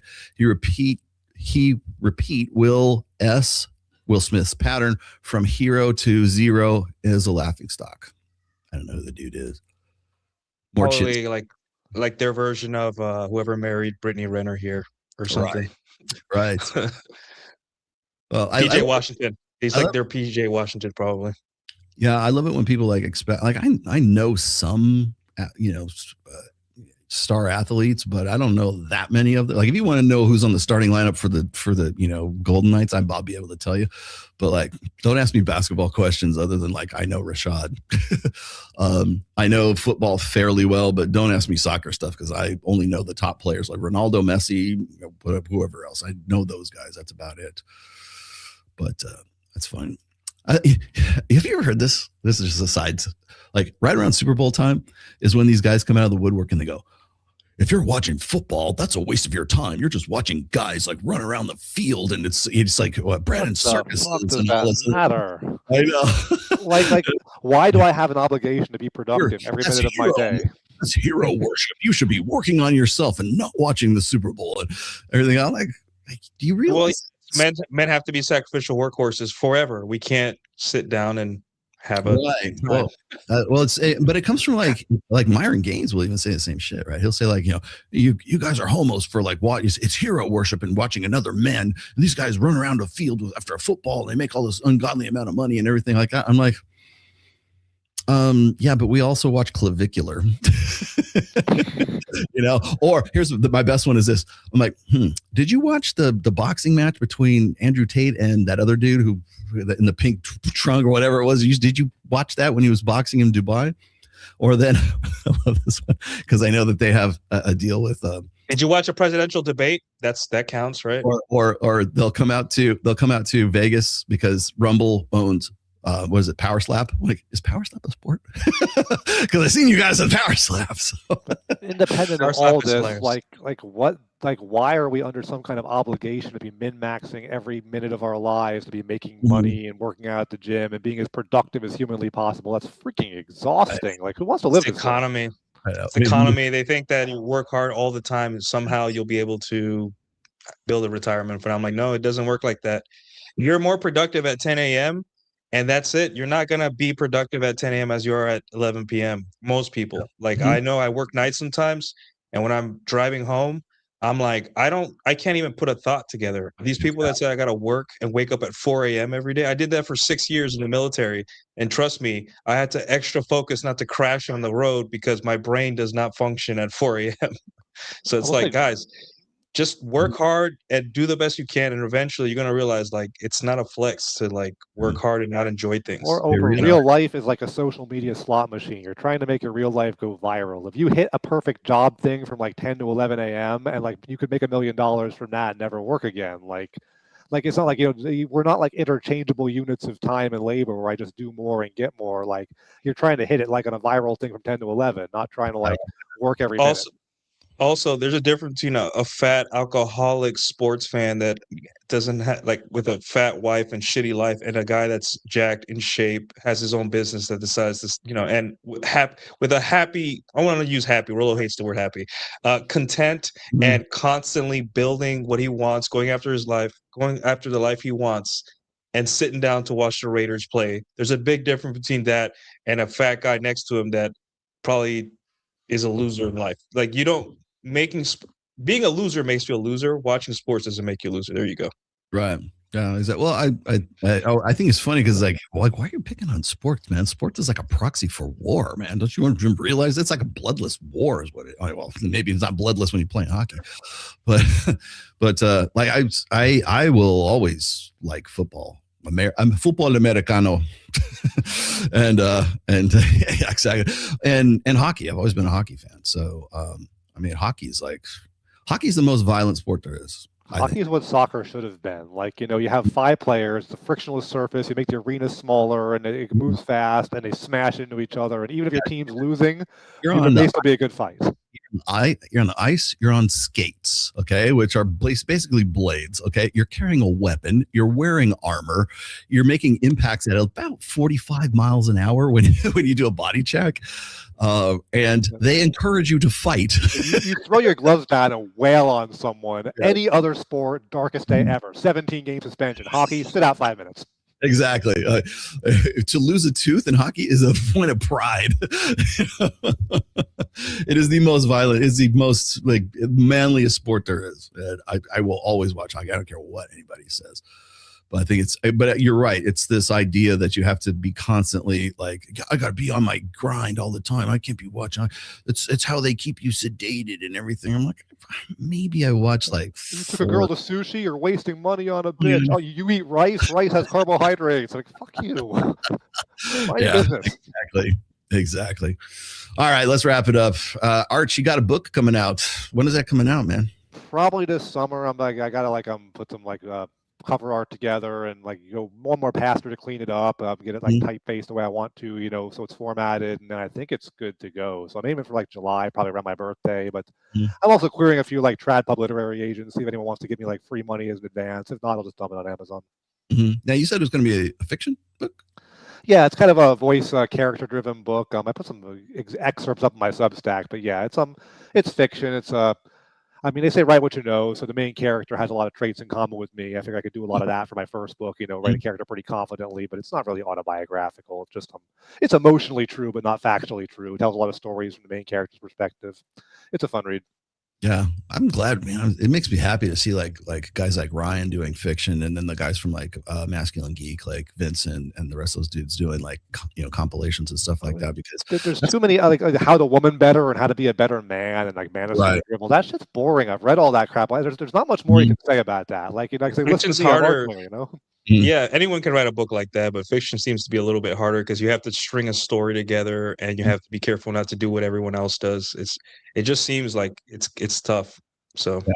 I'm glad Ryan's getting at least a certain amount of success from it because, and as I said before, I said there's such a dearth of male writers to begin with, but if you got a guy, you don't have to be over the top and beat people over the head. Here's the red pill in my fiction. You don't have to do that. But if you write a story that has a strong male lead, the next Captain Kirk or the next Han Solo or something like that unapologetically masculine, character or something, no one's doing that because most of these guys don't even know how to do it. Much less Harrison Ford, just a realistic male character who not this is maybe a little unpopular, but the internet often says that men don't read, and they are right. Men don't read. In our spare time, we'd rather do a video game or work more, or go to the gym or something. So literature has followed the money. So most authors are female and they write dribble for other females. Because there's not a lot of money in writing things you want men to buy, then there's not a lot of male authors writing unapologetically male-styled fiction, just because there's not a big market for it. Men aren't going to buy it. Yeah. And so if you do write something, it's got to probably have a little bit of feminine appeal. Take out Ryan's book, Dog Walker. I could see that being in a Wine Mom Monday Night Book Club, for discussion too. something like from a male perspective, but not like brazenly red pill, like this guy is like a, an asshole dropping Andrew Tate lines or something in the prose. Yeah. It's just like, You're broke. just somewhere a woman reads this and every woman's like, I have dated that guy, and I'm glad by the end of the book he came to this, or by the end of the book he didn't, and that pissed me off. Like, but something people can connect with a little bit, like a realistic male character, not like Han Solo, just a realistic dude. Yeah. You want female hate readers. That's the best. Female hate readers, great marketing. Yeah. Well, I mean, you're correct. I know a lot of. It's funny because last week I had to actually sort of stamp out a trademark infringement on Amazon, because this guy's basically named his book The Rational Male, and it's an AI generated book. Like the content and the cover and everything was just basically AI slop. Throw it together, put it on. There's probably an AI app that you could just instantly do that. You just go find a popular book and go throw out a pirated version of whatever that's kind of sounds like that thing.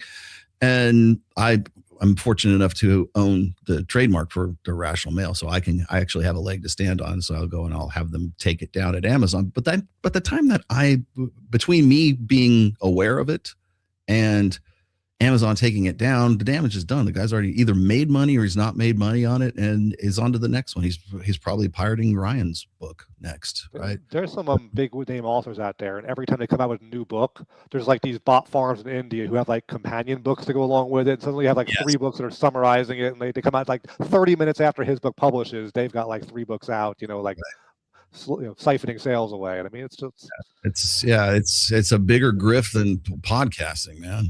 Even if you don't make a lot of money, like if you live in the third world, make $200, that's money. Yeah, my only hope is this: is like if you wrote a good work of fiction, that it gets picked up and licensed for like a feature film or a Netflix series or something like that. I mean, that might do you well if you can break out of that. But you got to have something that's got some legs to it, right? I mean, they're going to do The Witcher, right? Which ended up sucking later on. But before it sucked, it was actually pretty good. When the first season was okay, everything else after that kind of went to hell. But it was, a franchise that they wanted to pick up. So, I mean, that's a possibility. If you go and you do a really good book and they want to do a movie adaptation of it, and then of course what happens is it can never be an adaptation. It has to have sequels and it has to be a series, and you got to put it in 8 episodes and do all this character development to keep driving it and fluff it up. But money's money, man. If it comes in and people like it, then that's what it is. I say, if someone give me that much money for anything I'm doing, I will say whatever you want for millions of dollars. I will change political. I will condemn the red pill. Like if I have to never work again and my kids go to college and I can get a condo in Costa Rica, I will say whatever bullshit you want. Yep, I feel you, man. I mean, especially at this stage right now. I mean, because if you don't, Pajit is going to. So. That's what Machiavelli did. He just wrote a book and he said, all right, yeah, I agree with everything the elites say. Here's a book to entertain you. And then he took the money and ran. I'm like, yeah, Machiavelli. Well, the thing is, Machiavelli died, and the Prince and discourses were printed after he was dead. I specifically kept them. They were published posthumously because he was worried that if he published them while he was still alive, that he would be dead. There's that. Well, yeah. I'm reading this great. That's funny. Since we're all literary wonks here, there's a really good book that I'm reading right now, and it's by this guy, and he's a PhD guy, and he is a political science teacher, and I forget where at, but I think it's Harvey Mansfield is the guy's name, and he has this book. It's called The Rise and Fall of Rational Control. And so what it does is it goes through Machiavelli to Hobbes to Marx to all the way up to where we're at right now. And it's interesting that he starts with Marx, or not where it starts with Machiavelli, to sort of give you the basis and sort of to see how far we've sort of moved our political discourse as a result of just this ideological, philosophical, trends over the course of millennia, really. It's actually a fantastic read. There's actually a lot of red pill like tidbits in it as well. So it's a really good book. I'll let you know when I'm done, because I might actually do a review of it. I forgot who ended up giving me that, but anyways, Nuke, what do you got going on, brother man? So soft release date, books coming out mid-June, maybe early to mid-June.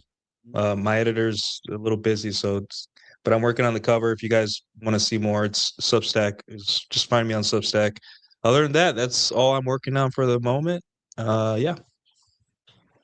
And follow me on Twitter for fun because it's crazy in there. It's a crazy place. There it is. No, I was going. So as far as I'm concerned, I'm going to be doing my show tomorrow, 1 p.m. Pacific, 4 p.m. Eastern. The Rational Mail. I will be in the studio at Red One. I'm still debating what I want to do for topics. If you guys have any like ideas, what you think, what's going on. I mean, I might touch on this a little bit too, but I usually try, like, I'm at the point right now where I'm doing shows. I'm kind of like going from like, I might have 3 topics where I'll run through them and go one by one. I hate the fact that I have to have like something like some big shit has to go down, right? Like I have to talk shit about like clavicular, or I got to, somebody has to die, or somebody has to like get arrested, or there has to be some sort of point of indignation for anybody to even want to click on it. But I might talk about the girl, the JP Morgan chick that ended up being fake. Yeah, there it is. Oh, you mean the story where she was like the sexual abuse? She was like the one who wanted to keep her employee as a sex slave or something like that. Yeah, it's fake, but the reaction was real. Everyone was like, guys were super into that. I'm like, yeah, that kind of reveals something about men, that we want to be abused sexually. I'll sign up. Yeah, like, are they taking applications for this guy's job? Yeah, yeah, and it's the same reason teachers get away with so much is guys don't realize like that teachers. It's still that boy can't make decisions yet. That boy can't do anything without consent of his parents. Yeah, that's. Maybe you could tie it to that. Who knows? Yeah, that might be a good one. Cool. Or maybe I'll just get Ryan on and just do a tag team with Ryan. Everybody's been asking me to get Ryan back on. I'll see if he's busy. Maybe we'll do something together. Anyways, guys, thanks a lot. This has been a good one. I think Nuke, you're next up, right? To host? Yeah, I think I have it this weekend. Yeah, I'll take it. Cool. All right, guys. I'll see you later. Checker, you're on Instagram. You're on Twitter. Both of you guys are on Twitter. Yeah. My Twitter account is finally back up again, so it's actually that is me now. So yeah, I didn't know who it was. Somebody messaged me. I'm like, is this the real Rolo, or am I being scammed again? Rolo finally launched a crypto. Finally, Miguel's trying to like track this dude down too. That's great. I'm glad I know people. So, anyways, all right, guys. I will see you later. Thanks for watching, and we'll pick it up tomorrow, 1 p.m. Pacific, 4 p.m. Eastern. Peace.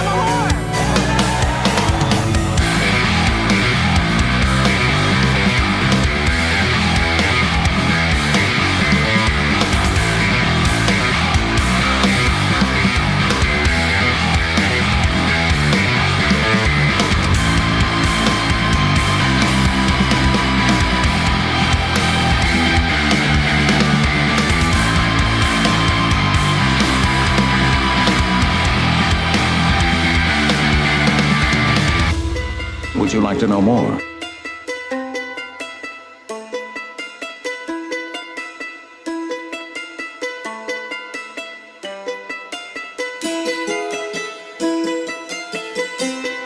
Misogyny.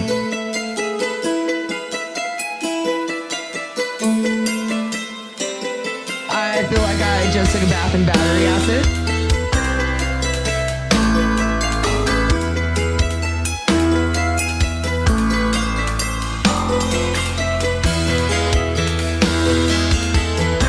What are you gonna do about it? I'll suck your dick.